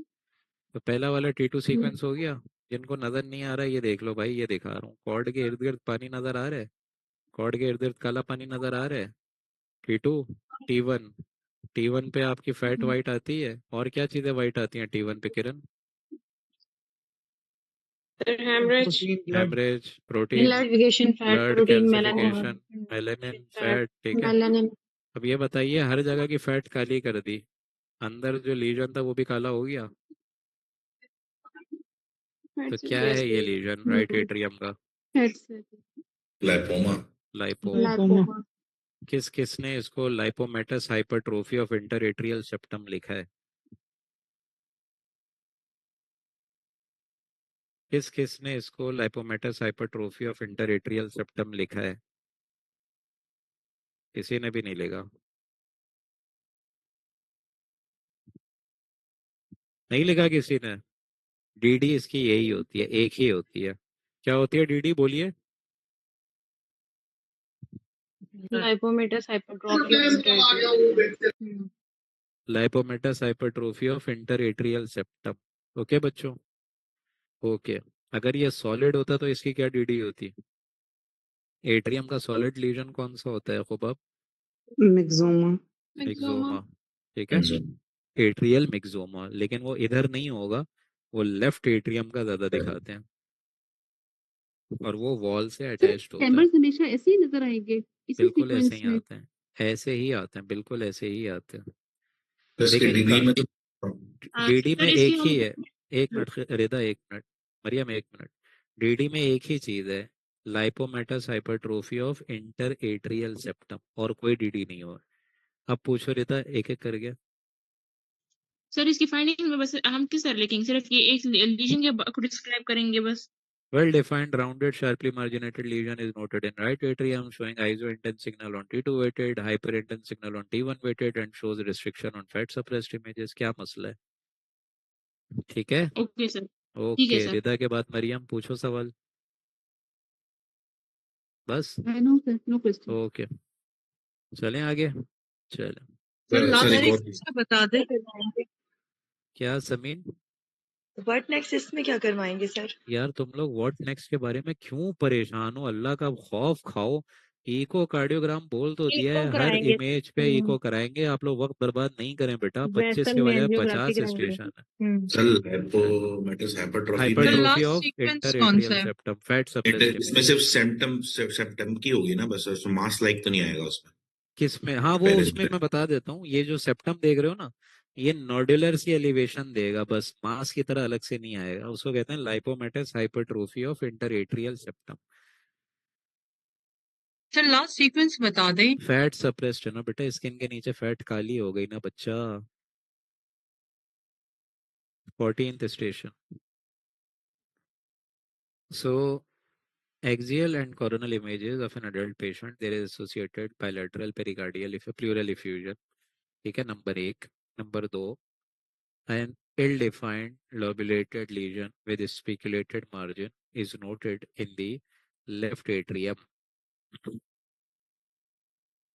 attached with the interatrial septum. अब ये क्या है खुबाब, तुम बताओ। कदीर क्या है ये? Sir intraatrial myxoma. Good, left atrium interatrial myxoma. ठीक, और इसकी डीडी क्या होगी? थ्रोम्बस। क्या होगी? थ्रोम्बस। एक डीडी अगर बच्चा होता तो क्या होती? रेब्डोमायोमा। Sarcoma, fibroelastoma. हाँ फाइब्रोइलास्टोमा भी डीडी रख सकते हैं। Good DD. किसने कहा fibroelastoma? Good. RMS thrombus. Thrombus enhance तब करेगा जब वो ब्लैंड थ्रोम्बस के बजाय ट्यूमर थ्रोम्बस होगा। ठीक है। चलें। सर इसमें अब इन्होंने हमें क्यों एब्डोमेन दिखाया? गुड क्वेश्चन, दिल चाह रहा था। चलो सर मैं बहुत देर सोचती रही कि ये कहीं ट्यूमर थ्रोम्बस तो नहीं दिखाने की कोशिश कर रहा, और मैं आईवीसी को ट्रेस करती रही इस वजह से। कोई मसला नहीं, कोई मसला नहीं, but good observation that you see abdomen, कोई इशू नहीं है। चलें जी कदीर, चलें। नहीं सर ठीक है, ठीक है, डीडी समझ आ गए? व्हाट नेक्स्ट क्या कराएंगे, कोई बताएगा? Echocardiography. Thank you so much. ठीक है, अब अगर किसी ने व्हाट नेक्स्ट पूछा है ना, अच्छा नहीं होगा, अभी से बता रहा हूँ। चलो सर गुस्सा ना करें। नहीं मतलब, जब पहली स्लाइड से बोल रहा हूँ इको बोलेंगे कार्डियोवेस्कुलर में, वेस्कुलर दिखाएं तो एंजियोग्राम बोलेंगे, तो फिर व्हाट नेक्स्ट, फिर व्हाट। अबे यार थोड़ा सांस तो लेने दो यार। अल्लाह माफ, मेरी जगह आप लोग रख कर देंगे। अभी आधा गला तो मेरा 14 स्टेशन पे ही बढ़ गया। चलें, हाई आउटपुट कार्डियक फेलियर, ठीक है। एक मिनट रुको यार, गला साफ कर। हाई आउटपुट कार्डियक फेलियर, अच्छा क्या दिखा रहा चाह रहा था मैं, हाँ। सो इन दिस इमेज मल्टीपल, पता नहीं नजर आ रहे थे या नहीं, well defined aneurysms are noted within the peripheral branches of hepatic artery in both lobes. Okay. इसके अलावा और कहीं कुछ मसला नहीं है। अगर आप लोग को लगे स्प्लीन अजीब सी आ रही है तो आप कहिए भाई ये डिलेड एनहांसमेंट की वजह से अक्सर आ जाती है, छोड़ दो। लेकिन can you appreciate small well defined aneurysms in liver? Yes sir. आ रहे थे छोटे छोटे, क्या डायग्नोसिस बनाई आपने? बट क्या रही, बट क्या नटमेग लिवर, नटमेग लिवर, और सर एक हेमेंजियोमा या हेमेंजियोएंडोथेलियोमा। हेमेंजियोमास आर गुड डीडी। नहीं सर, ये वो था सर, आगे याद सर, ये टेलेंजिक्टेजिया से, ये HST का केस था। Hereditary hereditary haemorrhagic haemorrhagic telangiectasia, ये देखें serpiginous, Cardiac yes serpiginous cardiac channel, vascular channel भी नजर आ रहे हैं। ओके, तो एवीएम्स और एन्यूरिज्म्स अगर सब मिल जाए ना तो आप कहते हैं हेरिडिटरी, बोल दो जरा। Hereditary haemorrhagic telangiectasia. Haemorrhagic telangiectasia. देखें आप लोग क्यों भूल रहे हैं कि आप लोग वेस्कुलर भी बैठे हुए हैं, क्यों भूल जाते हो? तो वेस्कुलर में तो एक एन्यूरिज्म डायसेक्शन ही तो सिर्फ नहीं है ना, पॉलीआर्टराइटिस नोडोसा भी है, उसमें गुर्दे में दिखाएंगे। अगर जिगर में दिखा रहे हैं छोटे छोटे aneurysms, tubular serpiginous vascular channels in the right lobe, ये देखें इधर भी हैं छोटे छोटे, ये टेलेंजिक्टेजियाज नजर आ रहे हैं सबको, ये देखें छोटे छोटे, देखें ये देखें नजर आ रहे हैं, पता नहीं आ रहे हैं नहीं आ रहे, आ रहे हैं। जी सर आ रहे हैं। ये देख छोटे छोटे एन्यूरिज्म्स आ रहे हैं। Okay, fissure of ligamentum teres के अंदर, सही है। तो that is hereditary haemorrhagic telangiectasia. Sir इसमें फिर हम CCT टेस्ट करेंगे? DSA, जैसे कि digital subtraction angiogram, hepatic artery का। होगा कोई सवाल? नहीं सर। ओके, और कोई सवाल किसी के? तो इसमें शंटिंग होती है ब्लड्स की, इसलिए हाई यस, तभी high output cardiac failure. High output cardiac failure मारवी दो ही, सुन तो जी लो, sir. High output cardiac failure दो ही बीमारियों में पूछेंगे, एक एब्डोमेन में हेरिडिटरी हेमरेजिक और टेलेंजिक्टेजिया, वेन ऑफ गैलन मालफॉर्मेशन में, चेस्ट में वेन ऑफ पल्मोनरी एवीएम के साथ, और ब्रेन जी में सर, वेन ऑफ गैलन मेल्फॉर्मेशन के साथ। गैलन मारवी कहाँ कहाँ मालफॉर्मेशन पूछेंगे? सर। तो चेस्ट में जो है ये अपना हेमरेजिक टेलेंजिक्टेशियास और वेन ऑफ गैलन मालफॉर्मेशन के साथ। से मेरा गुड, सवाल ये है कि कहते हैं ना कि इसमें अर्ली ओपेसिफिकेशन ऑफ वेन्स होता है, बिल्कुल होती है, बिल्कुल तो होती वो है, लेकिन इसमें अभी नजर मैंने आ रहा बहुत, है? नहीं इसमें नजर नहीं आ रहा है, इसलिए क्योंकि जी अभी सर। मैंने बहुत डेंस आर्टीरियल कॉन्ट्रास्ट दिया हुआ है, शुरुआत में जी ही सर। आ रहा है ये। तो जितनी अभी हेपेटिक आर्टरी है ना वो सारी, अच्छा ये आप देखो ना कि लिवर की जो पेरेन्काइमल डेंसिटी है मारवी, चेक दैट थिंग ना, वो वेनस की तरह आ रही है। Getting my point? जी इसलिए सर। क्योंकि साइनोसॉइड में तो ब्लड आ गया ना। Very nice question. ये मारवी का सवाल समझ आया आप सबको या नहीं आया? आया नहीं आया किसी को? जी सर, आगे समझ। पता नहीं, नहीं आया होगा शायद, चंद लोगों को आया होगा। नहीं आया तो बताऊं क्या नहीं पूछा था? आया, बता रहे। सर नहीं जो आया। अर्ली वेनस एनहांसमेंट होती है वो सिर्फ एवीएम्स के साथ आती है, टेलेंजिक्टेजिया के साथ भी दोनों आएगी? दोनों के साथ आ सकती हैं। और एक और याद कर लीजिए इफरा, ये आर्टीरियल देख रही हैं आप, भाई सब लोग देखें ये आर्टीरियल देख रहे हो, लेकिन डेंसिटी देखो लिवर की, जिसको आप कंफ्यूज कर रहे थे कुछ लोग नटमेग से, भाई ये डेंसिटी वेनस जैसी हो गई है, इसलिए क्योंकि इसमें रैपिड शंटिंग होती है बेटा। ठीक, सर इसकी सीलियक आर्टरी भी थोड़ी हाइपरट्रॉफिक टॉर्शस सी है है। बिल्कुल, टॉर्शस है, थिकेंड है बिल्कुल, क्योंकि प्रेशर पड़ रहा है ना बेटा, जी वेसल्स सर। पे प्रेशर पड़ रहा है, तो इसीलिए इसकी डीडी फिर वेस्कुलाइटिस हो सकती है। वो अभी आपने नटमेग बोल दिया, वैसे नटमेग या बर्ड कैरी ये नहीं है। ठीक, स्टेशन नंबर 16, कामरान कोई सवाल है? सर लिवर की सरफेस जो है वो भी इरेगुलर है फोर्थ यार इमेज में। ये फोर्थ इमेज में जहाँ शंटिंग फिनोमेना हो रहे थे ना, और टॉर्शस वेस्कुलेचर, उसको छुपाने की कोशिश की और कुछ नहीं है, उसकी वजह से तुम्हें मार्जिन इरेगुलर लग रही है नहीं। नाउ इन दिस इमेज जी रिदा, कोई सवाल है? जल्दी जल्दी पूछ लो। सर ये जो पिछला स्टेशन था इसमें आपने इसके डीडीज क्या हम कर देंगे, लेबर के बेसिस पे हम कर सकते हैं, नेट में लेबर और वो सारी चीजें? अगर तो इनहेंसमेंट की बिना पर बोल रही हो तो ठीक है, बट अगर आप जहाँ वेसल का कोई मसला देखें तो वेस्कुलाइटस और एन्यूरिज्म्स यही डीडीज रखते हैं बस।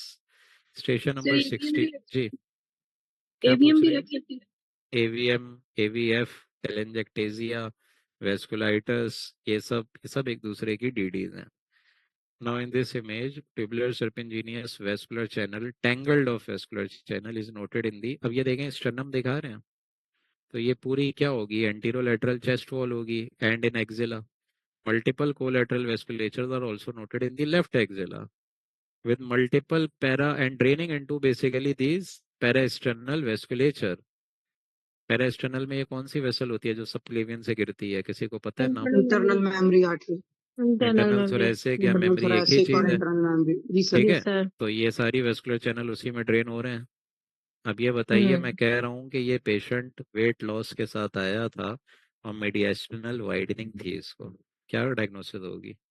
एसवीसीओ, SVC obstruction।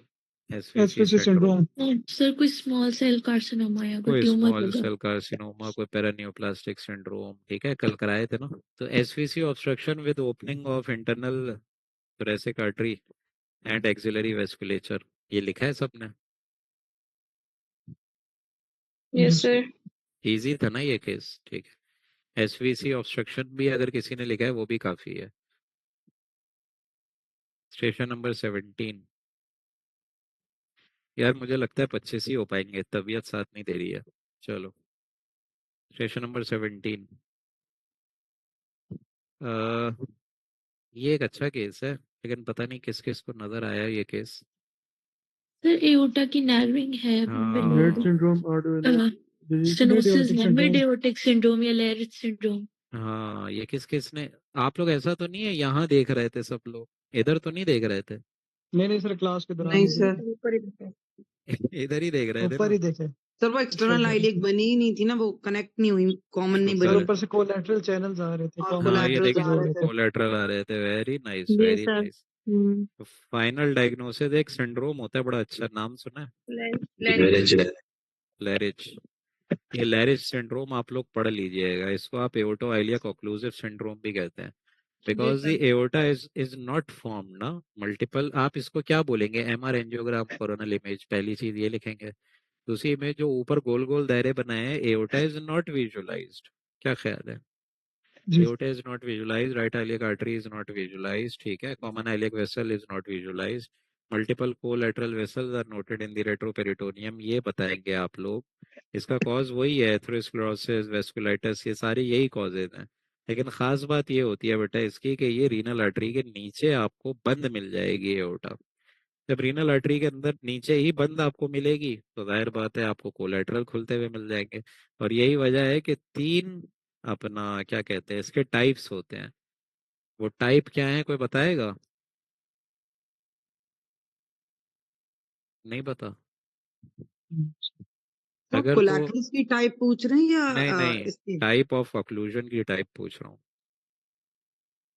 देखें एओर्टा और कॉमन एलियक बंद है ना, एओर्टा और कॉमन एलियक बंद है ना, और अगर सर एक गौर से तो देखें, सर हाँ ट्रीटमेंट के लिए इसको डिवाइड करते होते हैं A B C D types में। नहीं वो नहीं पूछ रहा, मैं कह जी रहा हूँ सर, कि बंद है, टाइप्स बंद है। ऑफ ऑक्लूजन क्या है। एओर्टा बंद है, कॉमन एलियक आर्टरी बंद है, तो सर टाइप 1 हो गई। उसके बाद एक्सटर्नल इलियक होती है हाँ ठीक है, कॉमन एलियक और बंद है उसके ना, बाद फेमोरल और पॉप्लिटियल और होती फिर है। हाँ ठीक है, एओर्टा और कॉमन एलियक बंद है ना, टाइप 1 है। जी सर। अगर आप लोग को ये तो एक्सटर्नल टाइप 1 एलियक हो भी गया। बंद मिल जाए, एक्सटर्नल एलियक भी बंद हो जाए तो टाइप 2। 2। अगर यहाँ तक बंद हो जाए पॉप्लिटियल फेमोरल फेमोरल तो टाइप 3 टाइप बोल दो, 3। सही है। अगर ये रीनल आर्टरी के ऊपर एओर्टा बंद हो जाती, एक नाम आया था किसी बीमारी का, मिड एओर्टिक सर, उसको फिर मिड एओर्टिक कहेंगे। उसको मिड कहते हैं एओर्टिक। मिड एओर्टिक, ठीक है, वो मिड पहले एओर्टिक मिलेगा ना, सिंड्रोम। वो 20 साल की उम्र में मिलेगा, समझ रहे हो, ये 40 साल की उम्र में मिलता है, ये ओल्ड एज में मिलता है। स्मोकिंग की भी हिस्ट्री होती है। अगर ऐसे ही पिक्चर यहाँ पर कॉर्क स्क्रू कोलेटरल के साथ आ जाते तो क्या डीडी होती? Buerger's disease. बर्जर है। बर्जर डिजीज होती है, ओके।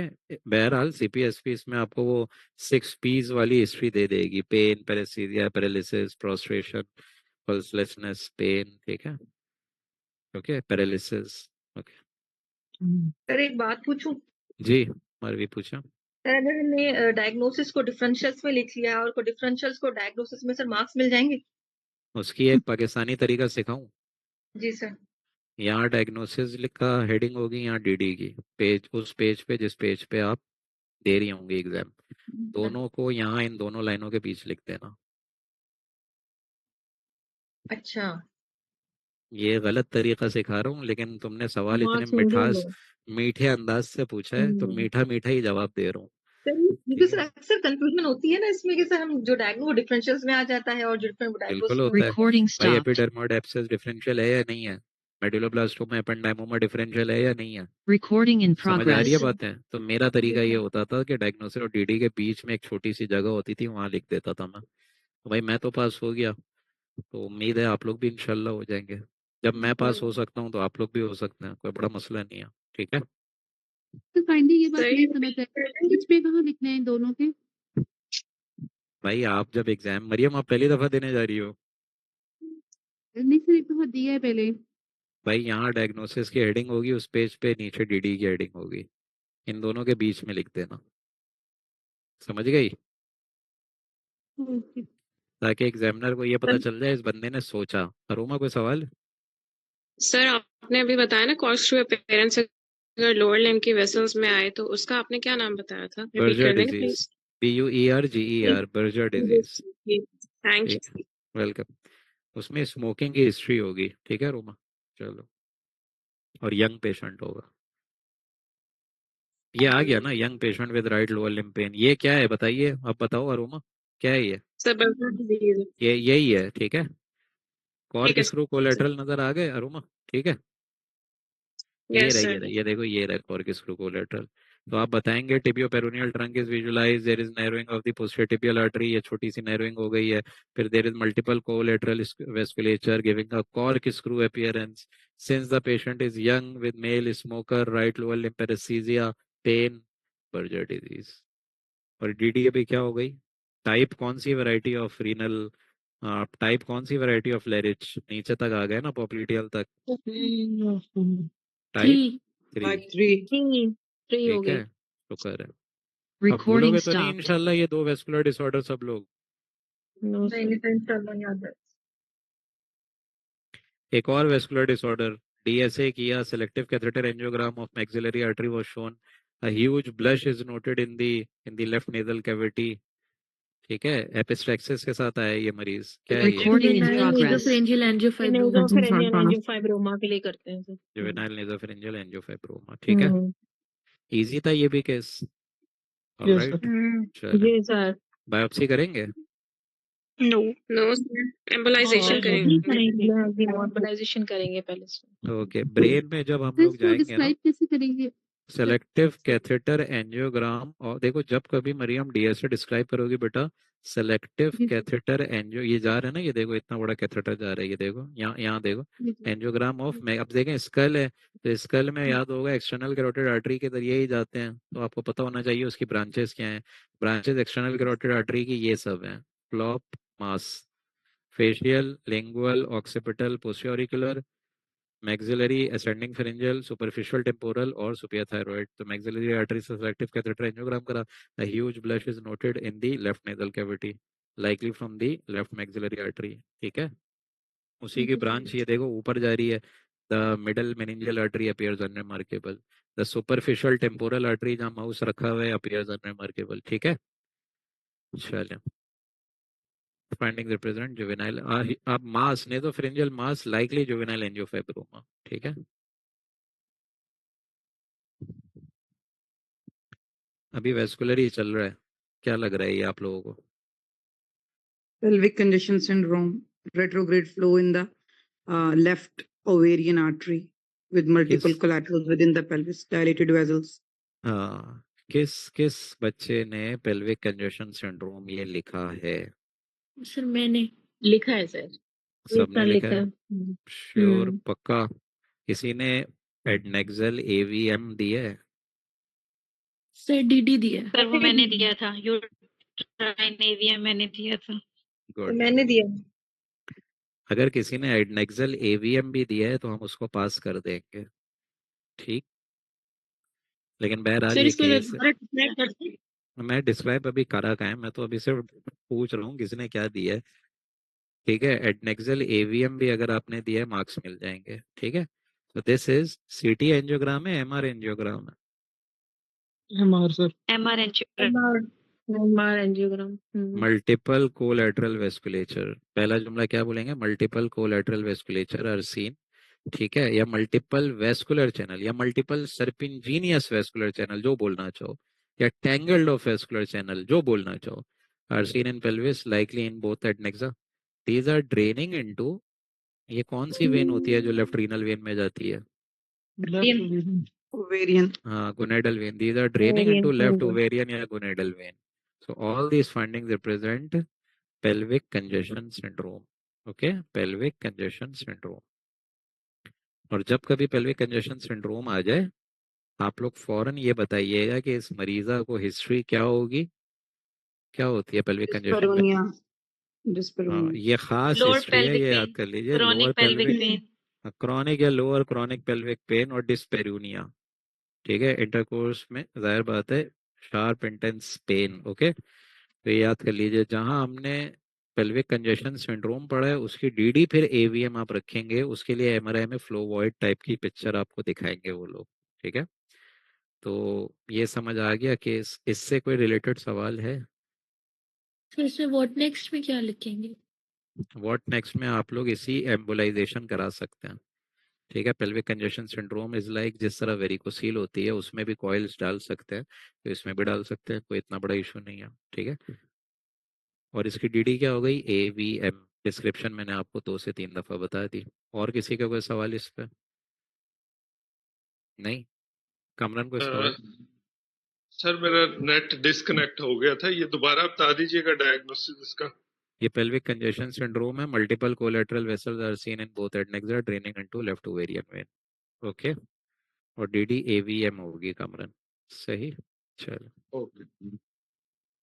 तो अब तक हम देख सकते हैं एंजियोग्राम की, जहाँ ये पेन, पेरेसीजिया, पल्सलेसनेस, पैरालिसिस, प्रोस्ट्रेशन, इन जहाँ जहाँ नैरोइंग होगी ना, ये 6 पीज याद रखना, खास तौर पे इस लेरिस सिंड्रोम में 6 पी।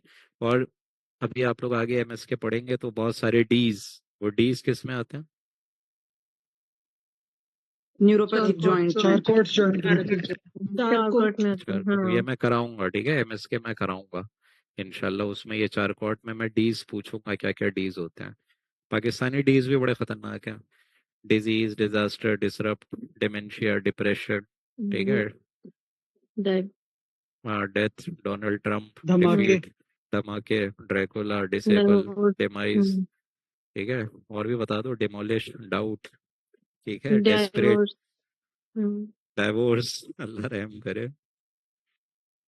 चलो यार, ये जो है ना, ए साइनोटिक करा के खत्म करते हैं, फिर साइनोटिक कल कराएंगे, 25 स्टेशन है ना। ये बताइए, 10 मिनट 15 मिनट और हिम्मत है सब में या सब थक गए हैं? हिम्मत है सर। हिम्मत है ना, ठीक है। देखें आप लोग के पास ऑप्शन कोई नहीं है, ऑप्शन कोई भी नहीं है, एग्जाम सर पे है। यही बात है, ऑप्शन नहीं है सर।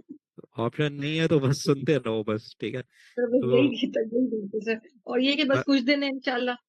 हाँ, बस थोड़े दिन है, मेहनत कर लो यार, इतना देखो अब कब तक हम लोग यही सोचते ठीक है। देखें, रोना नहीं है हम लोगों ने कि सर कल पढ़ा दें, ये पढ़ा, भाई पढ़ो यार, no pain no gain, okay. चल, देखो मैं आपको एक शॉर्टकट बताता हूँ। जब कभी आपको लगे कि आप लोगों को साइनोटिक कंजेनाइटल हार्ट डिजीज दिखाई जा रही है, ठीक है, तो आप लोग ये याद कर लीजिए कि आप लोगों को 4-5 चीजें चेस्ट एक्सरे पे देखनी है। ये मैं एक शॉर्टकट बता रहा हूँ, उसके बाद मैं एक लाइन से पूछूंगा। अगर तो हार्ट के इर्द गिर्द, जैसे फर्ज करें 2 मिनट के लिए तसव्वुर करें ये नॉर्मल एक्सरे है, ये नहीं, 1 मिनट, ये भी नहीं, ये यार है ही नहीं कहीं, चलो ये देख लो, ये फर्ज करो 2 मिनट के लिए this is the normal x-ray. तो आप नंबर 1 प्लेथोरा देखेंगे, इंक्रीज है या डिक्रीज है। नंबर 2 कार्डियोमेगैली देखेंगे। और नंबर 3 आप ये देखेंगे कि ये जो 4 शेडोज होते हैं चैम्बर्स के, यानी जो बल्जेस होते हैं, पहला एओर्टा होता है, फिर पल्मोनरी ट्रंक, फिर लेफ्ट एट्रियम, फिर left ventricle. Number 1, number 2, number 3, number 4 aorta, pulmonary trunk, left atrium, left ventricle. ठीक है, ये 4 शेडोज देखेंगे कि उनकी ओरिएंटेशन कैसी है। और फिर एंड में ये जो चैम्बर है, अगर ये यूं उठा हुआ आ जाए बूट शेप, तो राइट वेंट्रिकुलर हाइपरट्रोफी है लेफ्ट। Right ventricle. राइट अगर ये नीचे चले जाए यूं करके, लेफ्ट तो सर लेफ्ट होगा। ठीक है, 4 बातें याद हो गई। कार्डियोमेगाली देखेंगे आप लोग। Number 2, 4 shadows, aorta, pulmonary trunk, left atrium, left ventricle, plethora या ओलिगीमिया। ये चारों बातें याद हो गई सबको? ठीक है,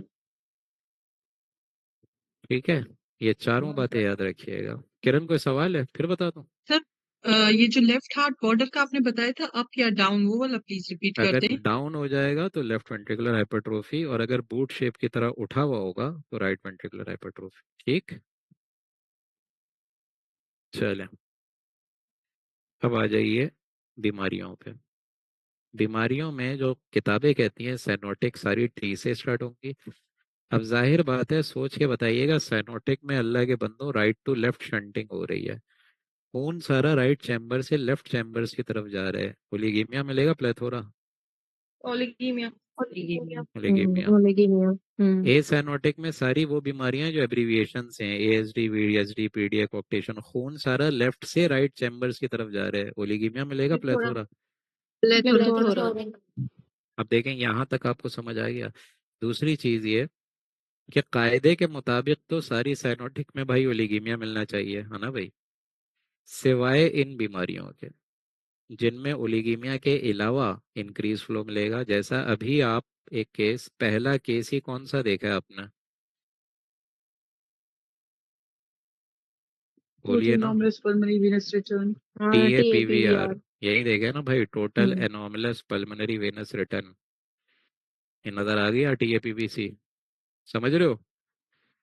ओलिगीमिया के बजाय प्लेथोरा, हालांकि है साइनोटिक। लफ्ज साइनोटिक का मतलब ही होता है ओलिगीमिया, सिवाय इन 4 बीमारियों के। एगोन स्टिंग किस बीमारी में आता है? बोलो। ठीक है,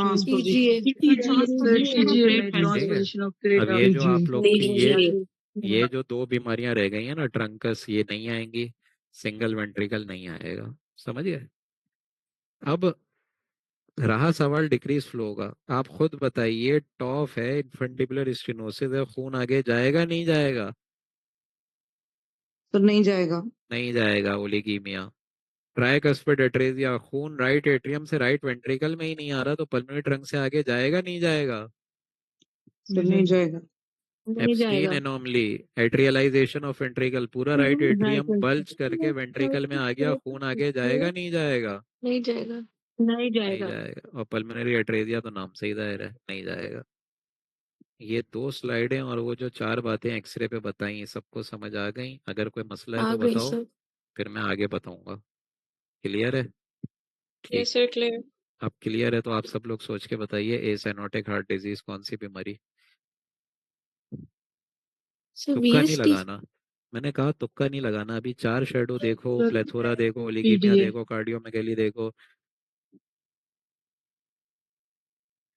मैं कह रहा हूँ अभी 4 शेडो देखो, ओलिगीमिया देखो, सर प्लेथोरा PDA। देखो।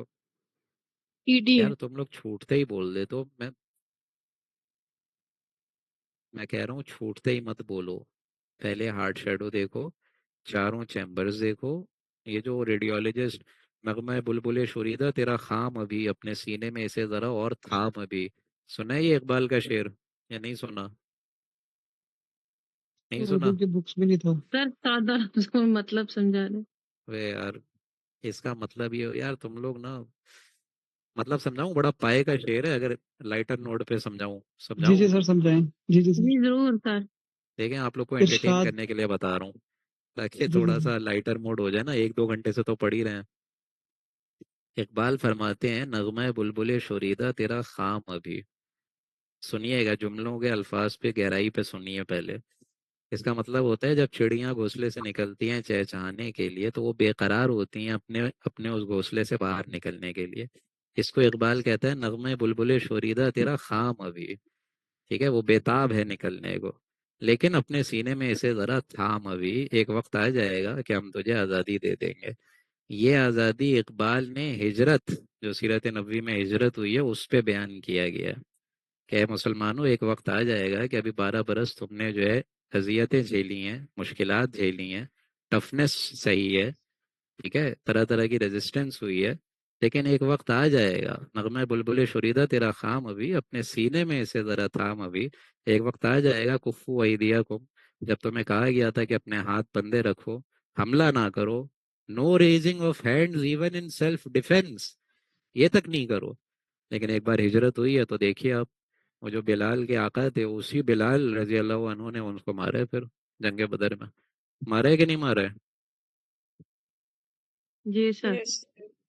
तो आप बताइए क्या डायग्नोसिस है? Increased pulmonary vascularity or Increase aortic vascularity, cardiac heart aortic shadow enlarged, very small, nice. aortic bulge is small and pulmonary bulge is enlarged, so diagnose ASD. ASD, यार दिल जीत लिया सदीद भाई आपने। ये देखें, सबसे पहले देखें, इस बच्चे ने कहा प्लेथोरा है कि ओलिगीमिया है, बोलिए ना भाई। प्लेथोरा प्लेथोरा है, हार्ट शेडो प्लेथोरा एनलार्ज्ड है। है, ठीक है। उसके बाद आप जी जो सर। VSD PAD है ये सब बोल रहे हैं, अभी तो सिर्फ पल्मोनरी ट्रंक डायलेटेड है, क्या ख्याल है? एओर्टा का बल्ज कहाँ है? एओर्टा की तो वो सदीद कह रहा है सर फ्लैटनिंग है, ये एओर्टा की फ्लैटनिंग नजर आई थी सबको? Yes sir. जी अगर सर। जिसको नजर नहीं आई है वो गौर से देखिए, जरा गौर से देखिए, राइट एट्रियम है, ये लेफ्ट एट्रियम है, ये लेफ्ट वेंट्रिकल है, लेफ्ट एट्रियम है। अभी मैंने आपसे कहा कि सारा खून लेफ्ट एट्रियम से राइट एट्रियम में आ रहा है, भाई लेफ्ट टू राइट शंटिंग है ना, ऐसा ही है। और सारा खून राइट एट्रियम से राइट वेंट्रिकल में आ रहा है, और सारा खून फिर प्लेथोरा बना रहा है। खून लेफ्ट एट्रियम से एओर्टा में आ ही नहीं रहा, तो एओर्टा में कैसे जाएगा? सर लेफ्ट वेंट्रिकल भी तो इसमें डायलेटेड है। तो जाहिर बात है, जब डायलेटेड इसलिए है क्योंकि नीचे की तरफ ये पिक्चर जा रही है, कहीं ना कहीं से तो हार्ट भी जो है जोर लगाएगा ना, जब एओर्टा ही पतली है तो हार्ट का वेंट्रिकल भी तो जान लगाएगा। समझ आ रही है बातें? तो इसमें चारों फीचर्स हैं, कार्डियोमेगैली है, हाइपरट्रोफी है, पल्मोनरी ट्रंक डायलेटेड है, प्लेथोरा है, लेकिन इसका जो की फीचर था वो क्या था, बता दो, क्लियर कर दिया करो। Flattening sir Flattening of the aorta. small aorta bulging था। अब एक बात याद कर लो, जो भी आप लोगों की बीमारी आएगी, जो भी आप लोगों की बीमारी आएगी, चाहे वो ASD हो, VSD हो, PD हो, कॉक्टेशन हो, सब में आप लोगों से एग्जामिनर टाइप्स पूछेगा और उसकी ट्रीटमेंट पूछेगा, सही है? तो ASD के टाइप्स पता है? एट्रियल सेप्टल डिफेक्ट की किसी को टाइप? तो secundum or primum? Primum The ऐसे primum, secundum, sinus venosus, Secondum and or root coronary pulmonary. sinus, हाँ, AVSD. Sinus venosus, primary ASD, secondary में सीकंडम आ जाएगा, और किसी ने अनरूफ्ड भी कहा है, very nice, very nice, very nice. Unroofed में मेरे ख्याल से SVC लेफ्ट पे होती है, ऐसे ही है ना, जितना याद आ रहा है। जी सर, और बहरहाल right to left and left to right दोनों शंटिंग हो रही होती है दोनों इसमें। शंटिंग साइमल्टेनियसली हो रही होती है, वेरी नाइस, सही फरमाया, ठीक है। तो ये सब आप लोगों ने देखना है ASD, और फिर अगेन इसकी जो भी आप ट्रीटमेंट करते हैं सर्जिकल, इसमें खोलना पड़ता है उसको, ठीक है ना। चलें, ओके। कमरन कोई सवाल था ASD में बेटा? सर ये वो जो कॉन्स्पिकुअस एओर्टिक शैडो वो इसी को ही बोल रहे हैं? कॉन्स्पिशियस एओर्टिक शैडो, यार नॉट टू माय नॉलेज, हो सकता है इसी में ही हो, फिर भी I will get back to you. मुझे जितना याद आ रहा है वो टाइप्स थी, वो मैंने आपको बताई। सर VSD से कैसे डिफरेंशिएट आ रहा करेंगे? हूँ ना, टेंशन क्या ले रही हो, आ रहा हूँ, ये रहा VSD, अभी आ रहा हूँ ना, इस पे घबरा क्यों रही हो? ASD हो गया, चले, सोच के बताए, देखें तुक्के नहीं लगाइए प्लीज। हार्ट को देखिए, प्लेथोरा को देखिए, ओलिगीमिया को देखिए, चैम्बर्स को देखिए, मुख्तलिफ बल्जेस को देखिए, अल्टीमेटली आप डायग्नोसिस पे पहुंच जाएंगे। बताइए। पीडीए पीडीए सब एग्री करते हैं ये PD है? जी सर। पीडीए। ये देखें एओर्टा भी डायलेट, पल्मोनरी ट्रंक भी डायलेट, तो there must be a communication, जी there sir. Must be a communication. और बताइए लेफ्ट वेंट्रिकुलर हाइपरट्रोफी है, राइट है? सर तो लेफ्ट दोनों है। लेफ्ट होती है। हाँ। भाई एओर्टा और पल्मोनरी ट्रंक में दोनों की कनेक्शन है तो नीचे खून जा रहा होगा डिसेंडिंग एओर्टा में। नहीं सर। नहीं जा रहा होगा तो लेफ्ट वेंट्रिकल को नहीं लगता है जान लगानी पड़ेगी, जी सर, हाइपरट्रॉफी हो जाएगी। हाइपरट्रोफी हो जाएगी। ठीक है, अगेन पीडीए अगर हो, पेटेंट डक्टस आर्टेरियोसिस, तो हार्ट में कुछ देखते हैं।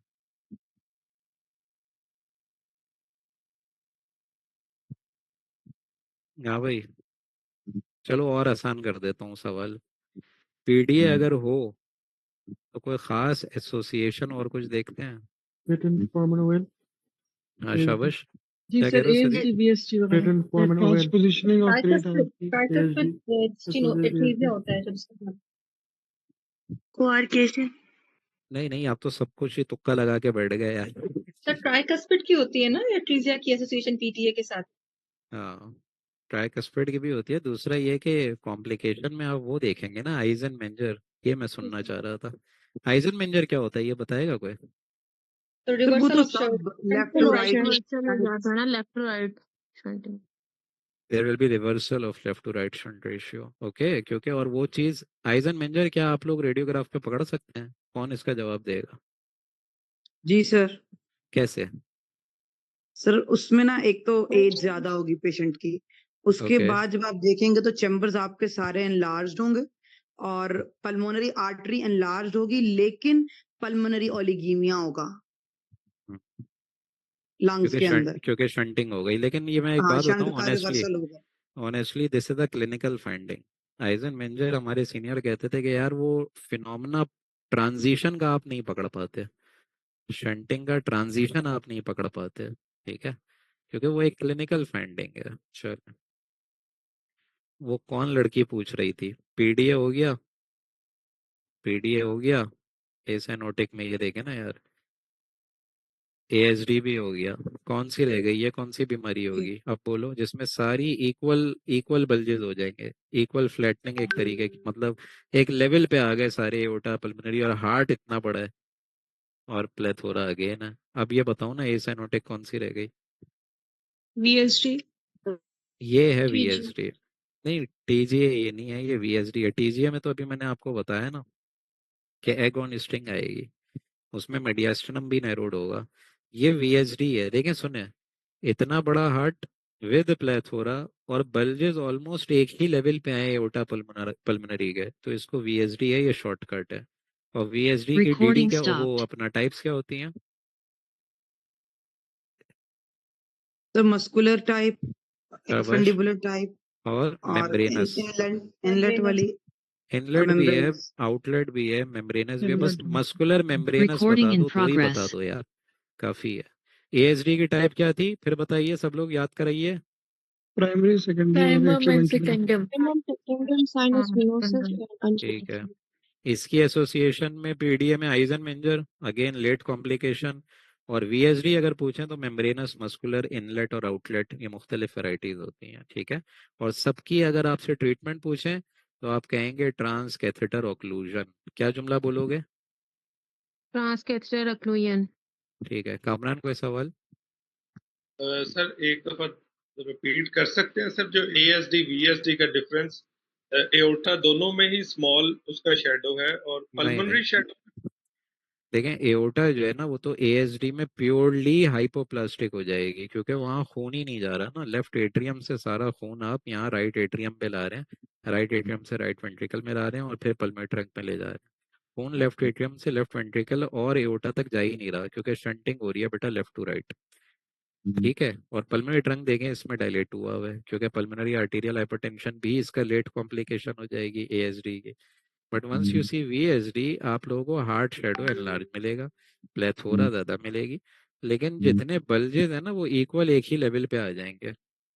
ये बस एक ही फर्क है वीएसडी को एएसडी से पकड़ने का। लास्ट बीमारी ए साइनोटिक की आखिरी बीमारी रहेगा। अच्छा, जो लोग नेक्स्ट इन्वेस्टिगेशन पे परेशान है इकोकार्डियोग्राफी, और जो लोग डीडीज पे परेशान है, ये सारी ए साइनोटिक एक दूसरे की डीडी है। ये क्या है बीमारी? रिब नॉचिंग है इसके अंदर। Palpitation। रिब नॉचिंग, पहली रिब की दूसरी रिब की? फिर तीसरी तीसरी। तीसरी। सिर्फ थी। ना पहली ना दूसरी। ना पहली ना दूसरी, थर्ड रिप ऑनवर्ड। और अगर किसी को फिगर ऑफ 3 साइन नजर नहीं आया और अगर रिब नॉचिंग भी नजर नहीं आई, अब आ गई।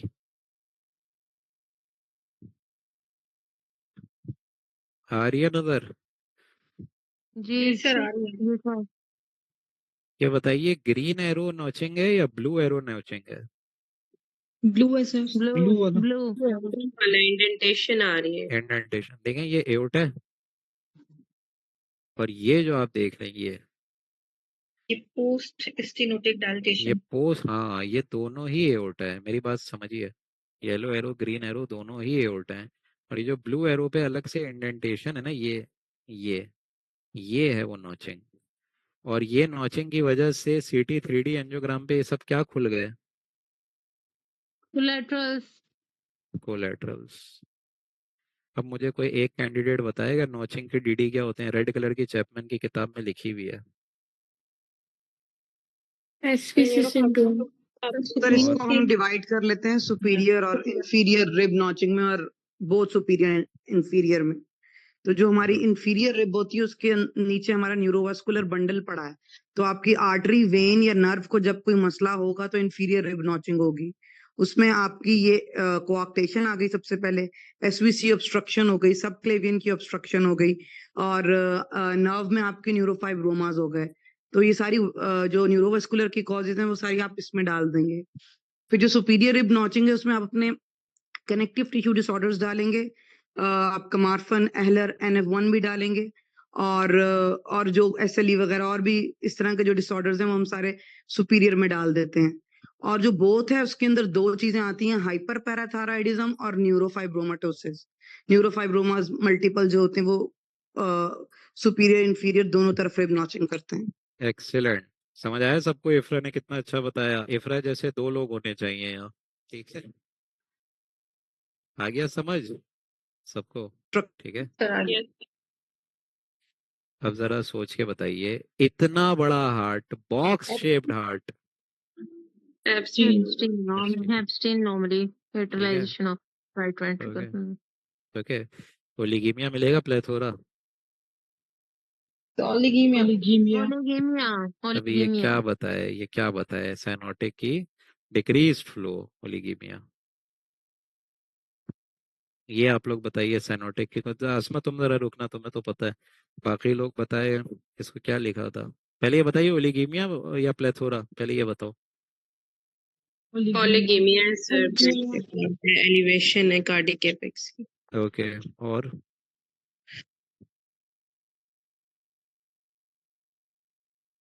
कोई खास चीज? Widening of the right paratracheal stripe. Widening of the right paratracheal stripe, करीब आ गई ये लड़की, शाबाश। और कोई चीज? एरोटिक नक्कल भी जो है ना वो ठीक है, उसको भी काउंट कर सकते हैं, लेकिन और कुछ? ओके, वो भी। राइट और साइडेड कार्डियक एनलार्जमेंट। क्या बना क्या रहे हो? Good shape. Boot shaped heart है ये? Bicuspid atresia. Tetralogy of Fallot तो नहीं? टॉफ है ये? Ecclesia लग रहा है। Ecclesia cardiac. No sir. नहीं है। ट्रंकस है ये? Tricuspid tricuspid. ये राइट एट्रियम है और जी ये सर। राइट वेंट्रिकल है। यहाँ खून नहीं जा रहा, तो ऊपर खून जमा हो गया, सुपिया वेना केवा फूल गई, इन्फिया वेना केवा फूल गई, और खून राइट वेंट्रिकल में ही नहीं जा रहा, तो जाहिर बात है प्लेथोरा भी नहीं होगा। क्या ख्याल है? That was a case of tricuspid atresia, cyanotic. अगर वो बूट शेप कह रहे थे तो ये क्या है?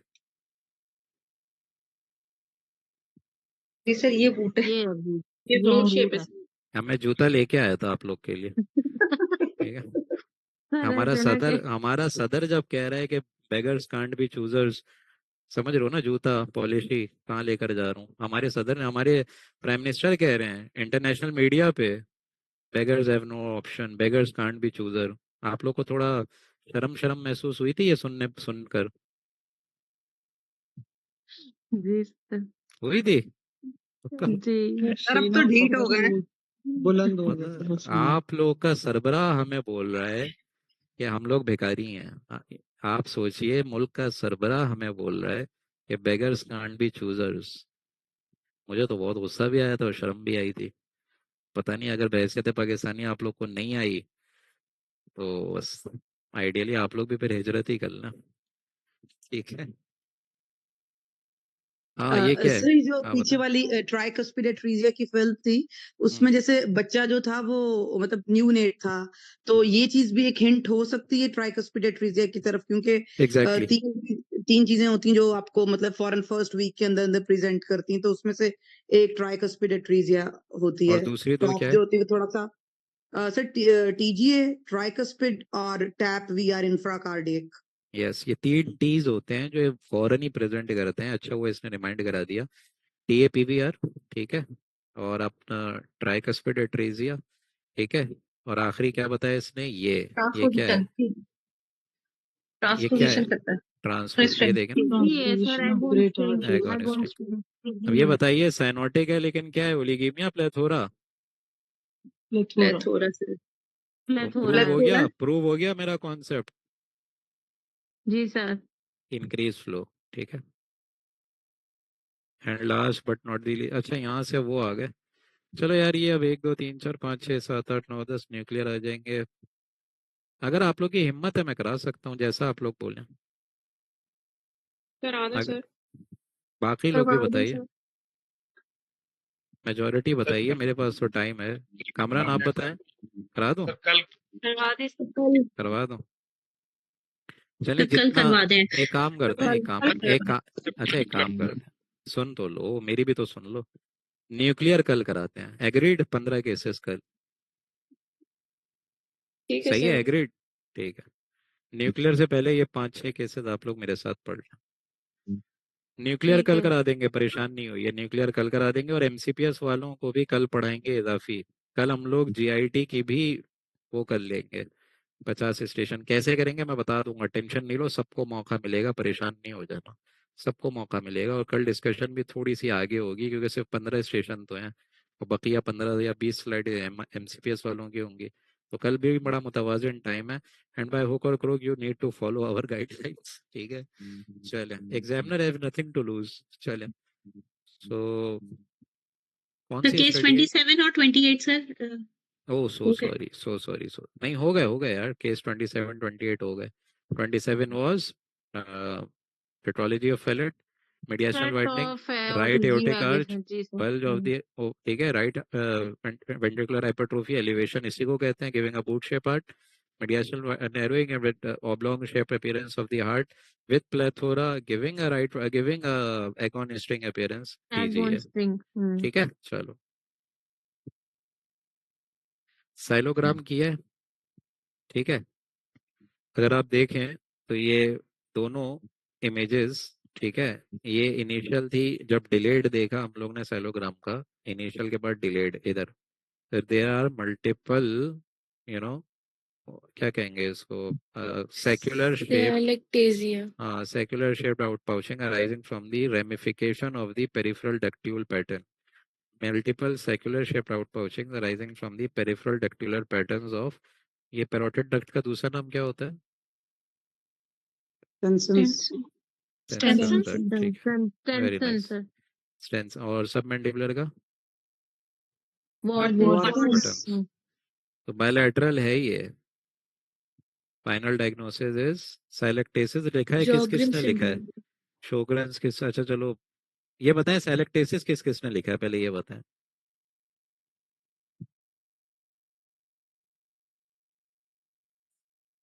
शोग्रन हाँ लिखा है। शोगरन लिखा है, और कोई? जॉगरिन। नहीं सर। अच्छा एक बात बताइए, अगर यही पेशेंट एड्स का होता तो क्या DD होती? lymphoepithelial lymphoepithelial disease। उसमें भी तो साइलेक्टेसिस होती है। जी सर। साइलेक्टेसिस ये बताइए यूनिलैटरल ज्यादा देखते हैं या बायलैटरल?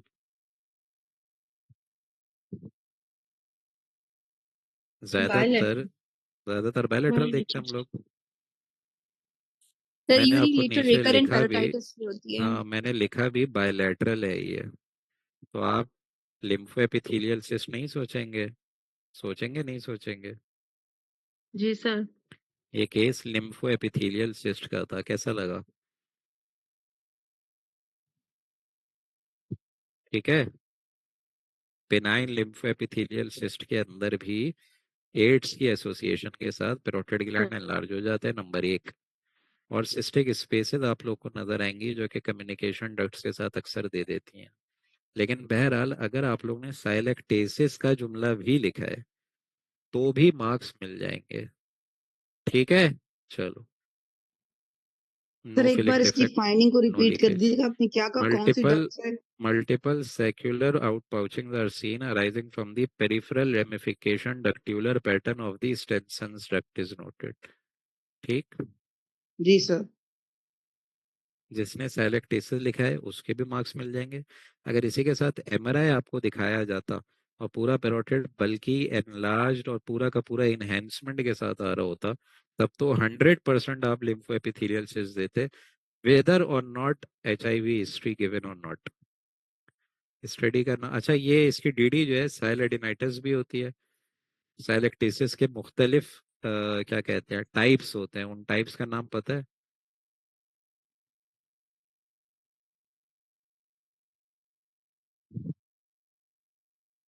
भाई साइलेक्टेसिस कितने टाइप्स की होती हैं? ग्लोबुलर एंड वेरी नाइस हो गया, गुड, शाबाश। पंक्टेट है, ग्लोबुलर है, ठीक है, कैविटेटरी है, ठीक है, फ्यूजिफॉर्म है, सिलेंड्रिकल है, वेरी नाइस हो गया। स्टडी का नाम, आंखों की स्टडी क्या होती है? डेक्रायोसिस्टोग्राम। ECG ना, डेक्रायोसिस्टोग्राफी। राइट वाली सही है, लेफ्ट वाली सही है? राइट ठीक है ना? लेफ्ट में क्या हुआ है? Contrast Side. पास आउट ही नहीं किया सर उसमें। There is sharp narrowing noted at the level of nasolacrimal duct Lacrimal with sac. within the lacrimal sac. यानी जहाँ lacrimal sac और nasolacrimal duct का जंक्शन है वहाँ narrowing हो गई है, resulting in dilatation of the lacrimal sac. ठीक है, no free spillage is noted in the nasolacrimal duct। कौन से meatus में खुलती है? Inferior. इंफीरियर में। और सारे majority paranasal sinuses कहाँ खुलते हैं? Middle. Middle. So that was nasolacrimal duct blockage secondary to stenosis, stricture, web, जो भी बोलते हैं। देखें, जो भी प्रोसीजर है ये आप लोग की ब्लू कलर की चैपमैन की किताब है आप सबके पास, उसमें ये सारे हैं। स्कैन का नाम क्या सर है? और ये प्रोसीजर कौन सा था? ये है डेक्रायोसिस्टोग्राफी, इसको कहते हैं DCG। जो नाइजोलैक्रिमल एपेरेटस होता है बेटा, जिसमें लैक्रिमल कैनालिकुलाई होते हैं उनको और पंक्टम को, इसको आप कैनुलेट करते हैं, ठीक है, और एक सुपाइन पोजीशन पे मरीज को रखते हैं, छोटा सा कॉन्ट्रास्ट इसको कैनुलेशन के बाद नॉन आयनिक आयोडीनेटेड डाल देते हैं 2 ml गालिबन, और फिर विदाउट एयर बबल आप पूरी इमेजेस ले लेते हैं। ठीक है, स्कैन का नाम B scan. B scan. D scan of eye. ठीक है, बी स्कैन। तो क्या मसला क्या लग रहा है? Hyperechoic area. Increased Real melanoma. Increased viscolarity, having a collar button shape. Vascularity भी कॉलर है, बटन लीजन है, काफी मलबरी ज्यादा शेप increase लीजन है, Yes, कैल्सिफिकेशन sir. है, छोटे मोटे इंक्रीज वेस्कुलरिटी है, तो orbital melanoma, uveal melanoma. Or DD क्या हो सकती थी इसकी? Mets, orbital mets, Uveal mets. Choroidal uveal mets. और क्या क्या हो Choroidal सकता है? mass. लिम्फोमा भी हो सकता है सर। लिम्फोमा नहीं, और कोई अच्छी डीडी? अगर फ्लेबोलिट्स आ जाते तो क्या डीडी होती? Meningioma। एंजियोमा, AVM। ठीक है, जी सर। ऊपर आपने आईबॉल नहीं देखी, कौन सी डिटैचमेंट? वी शेप्ड है। वी तो वो रेटिनल हो गया ना, रेटिनल पैनल। ठीक है, विद ऑनगोइंग विट्रस हेमरेज भी हो रही है। रेटिनल हेमरेज और ऑर्बिटल में कोरोइडल डिटैचमेंट, दोनों में फर्क कैसे करते हैं, कौन बताएगा? सर रेटिनल के अंदर जो है वो वी शेप आएगी, ये ओरा सेरेटा से पोस्टीरियर डिस्क तक, और जो कोराइडल है वो तो सर मिड से वो एक दूसरे के साथ अटैच होगी, जैसे किसिंग कोराइड्स कहते हैं। कोरोइडल में टेनिस बॉल अपीयरेंस आएगी और रेटिनल में वी शेप्ड। और आसान जुमला ये है, आसान जुमला ये है कि वी शेप डिफेक्ट ठीक है, joining Yes, with sir. the ora serrata anteriorly and optic disc posteriorly. This is retinal. Posterior. Elliptical shaped defect diverging away from the ora serrata anteriorly and optic disc posteriorly is Choroidal. Tennis choroidal, ball और choroidal giving a detachment. tennis ball choroidal. That was orbital melanoma. METs रख सकते थे DD में, you know, AVM hemangioma रख सकते थे. B scan की सारी इंडिकेशन आनी चाहिए. और next investigation surgical referral. Study का नाम MRCP. MRCP. क्या दिखाया मैंने? Pancreatic Pancreas nine. division. Pancreatic division. Division. So CBD is Anomalous crossing origin. over Yes, pancreatic duct. anomalous insertion of the, सब लोग बता दीजिए, anomalous insertion of the main pancreatic duct and common bile duct opposite हो रही है ना, Into ठीक है. minor उसमें open जी सर. हाँ, मेजर में सीबीडी चली गई, पैंक्रियाटिक डक्ट जो है डक्ट ऑफ विल्सन वो एक्सेसरी में चली गई. इसकी कॉम्प्लिकेशन क्या होती है अगर ये सालों भर रहे पैंक्रियाटिक डिवीजन? कॉम्प्लिकेशन क्या होती है? Recurrent pancreatitis और centrorinectomy. Pancreatitis होते हैं and calculi बने. ठीक है, ठीक ठीक ठीक, चलें आगे. सही, बस खत्म हो रही है, हिम्मत रखो, 3 स्लाइड्स और. मारवी कोई सवाल? नहीं सर चलें, बस. ओके चलें. तो last but not the least, study का नाम क्या है? MRCP और ये वाली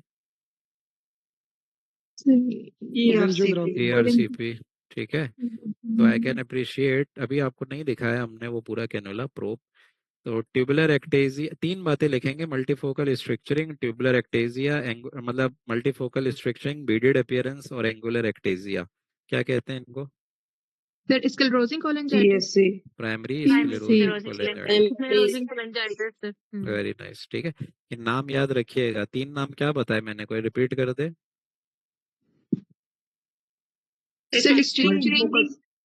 मल्टीफोकल स्ट्रक्चरिंग, बीडिंग और ट्यूबुलर एक्टेजिया. और यही चीज अगर सीटी पे दिखाते और सेंट्रल डॉट साइन होता तो क्या डीडी होती? ठीक है. सेंट्रल डॉट या dot in circle? Dot in circle कहाँ होता है? वो होता है ना सर, फंगल इन्फेक्शन मेडुरा फुट में होता है. ठीक है, चलो. Very sir nice. ये इस वाली 33 स्लाइड में 32 में व्हाट्स नेक्स्ट क्या करेंगे? व्हाट नेक्स्ट आप इस वाली इमेज में कराएंगे बेटा? GIT का ये सर्जिकल रेफरल होगा, इसलिए क्योंकि इन सारी डक्ट्स की हेपेटोबिलियरी सर्जन रिवर्सल करते हैं, and that's a very complicated procedure. और you will go for ultrasound as well to see any episode of recurrent pancreatitis. ठीक है मरियम? और ठीक है, इस thank you, वाली sir. इमेज में जो नेक्स्ट इन्वेस्टिगेशन है, अगर तो अल्ट्रासाउंड आ रहा है तो more than good, enough welcome. ठीक है, बट अगर सीटी दिखा रहे हैं तो MRCP जरूर आप बोलेंगी.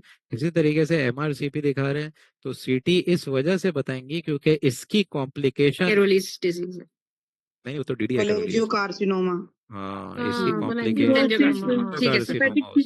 और सर इसका ये भी होता है ना कि अगर PSC मिला है तो हम फिर IBD भी रूल आउट करेंगे. वो हम भी इसकी रूल आउट करेंगे. colonoscopy करेंगे, बायोप्सी करेंगे, IBD रूल आउट करेंगे. और फिर इसको अगर IBD के साथ है सुसीडेड है तो ईयरली फॉलो अप पे रखेंगे कोलेंजियो के लिए, और अगर अकेला PSC तो फिर 5 ईयरली फॉलो अप. एग्जैक्टली. ठीक है मरियम, समझ रही हो ना? जी सर. क्योंकि उसमें ना देखो सीटी सब बता देगा, क्रॉन्स, अल्सरेटिव, वो सब एसोसिएशन है. फिर आप उसको semi annual, annual follow up पे भी रख सकते हैं. ठीक है सर, थैंक यू सर. जी जी वही है, कैरोलीज इसकी DD है रेता, क्योंकि उसमें ना थोड़े सिस्टिक अपीयरेंस इंट्राहेपेटिक के ज्यादा आती हैं, इसमें ज्यादातर इंट्रिंसिक स्ट्रक्चरिंग ज्यादा हुई भी है. सर IgG4 एसोसिएटेड और HIV कोलेंजाइटिस और रीडल लोब, ऑर्बिटल सूडो ट्यूमर, सबको डालो इसकी ना एसोसिएशन. चलें, लास्ट केस ARCP या अपना MRCP? सर T-ट्यूब है. सर ये PTC. ये क्या है अल्लाह के बंदो, इतनी बड़ी ट्यूब जा रही है और PTC? जी सर T-ट्यूब डाली. T-ट्यूब है ना सर, T-ट्यूब कोलेंजियो. ठीक है. देखिए, whenever the examiner is giving you 2 option, it's always the third option which he or she is hiding.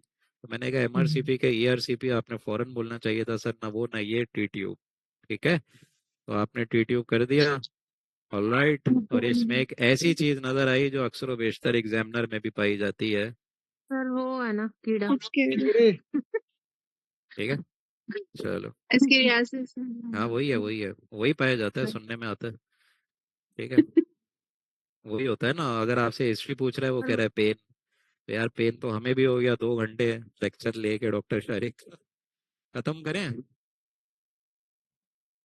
Ji. Excuse me, Linear sir. filling defect is noted in the CBD extending into intrahepatic duct, resulting in dilatation. Findings represent ascariasis.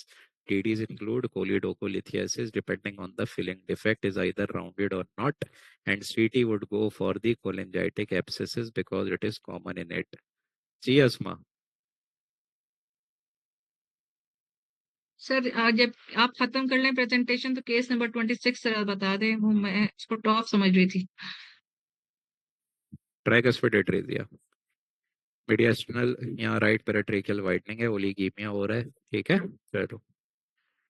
टॉफ ये sir है, ये जो ये primary है sclerosis नॉरिन टॉफ, column ये है food shaped heart. जी अस्मा पूछे। Primary sclerosing कोलिंजाइटिस का कौन पूछ रहा था, पूछिए। सर प्राइमरी स्क्लेरोसिस कॉलजाइटिस में व्हाट नेक्स्ट वाला रिपीट करना था। सीटी स्कैन कराएंगे to see association of inflammatory bowel disease, Crohn's ulcerative. Apart from that you will be having a semiannual follow up either with ultrasound or CT because it has a huge complication with cholangiocarcinoma and hepatic cirrhosis. Qadeer कोई सवाल। Sir इसकी MRCP की image में वो defect नहीं आ रहा CBD में, bifurcation CBD तो नजर ही नहीं आ रही, क्योंकि हर जगह पर आप लोगों को ईआरसी एमआरसीपी पे ट्यूबुलर एक्टेजिया स्ट्रक्चरिंग नजर आ रही है। ठीक है, सीबीडी आपको नजर तब आएगी जब आप लोग यहाँ से यहाँ तक देखेंगे उसको, ये है सीबीडी पूरी। ठीक है, और सीबीडी ज्यादातर नजर आती है ईआरसीपी की स्टडी के बाद। ठीक है, और सवालात। सर बी स्कैन की फाइंडिंग्स रिपीट कर देंगे kindly. Retinal detachment with vitreous hemorrhage and an oval shaped broad based lesion in the uveal tract, choroidal melanoma with increased vascularity. तो 30th वाले का डायग्नोसिस क्या बनाया था? Nasolacrimal duct stricture without further flow or spillage into the inferior meatus. और सवाल। Sir 21 की diagnosis. 21 की diagnosis is aorta is small hypoplastic representing ASD, atrial septal defect with plethora.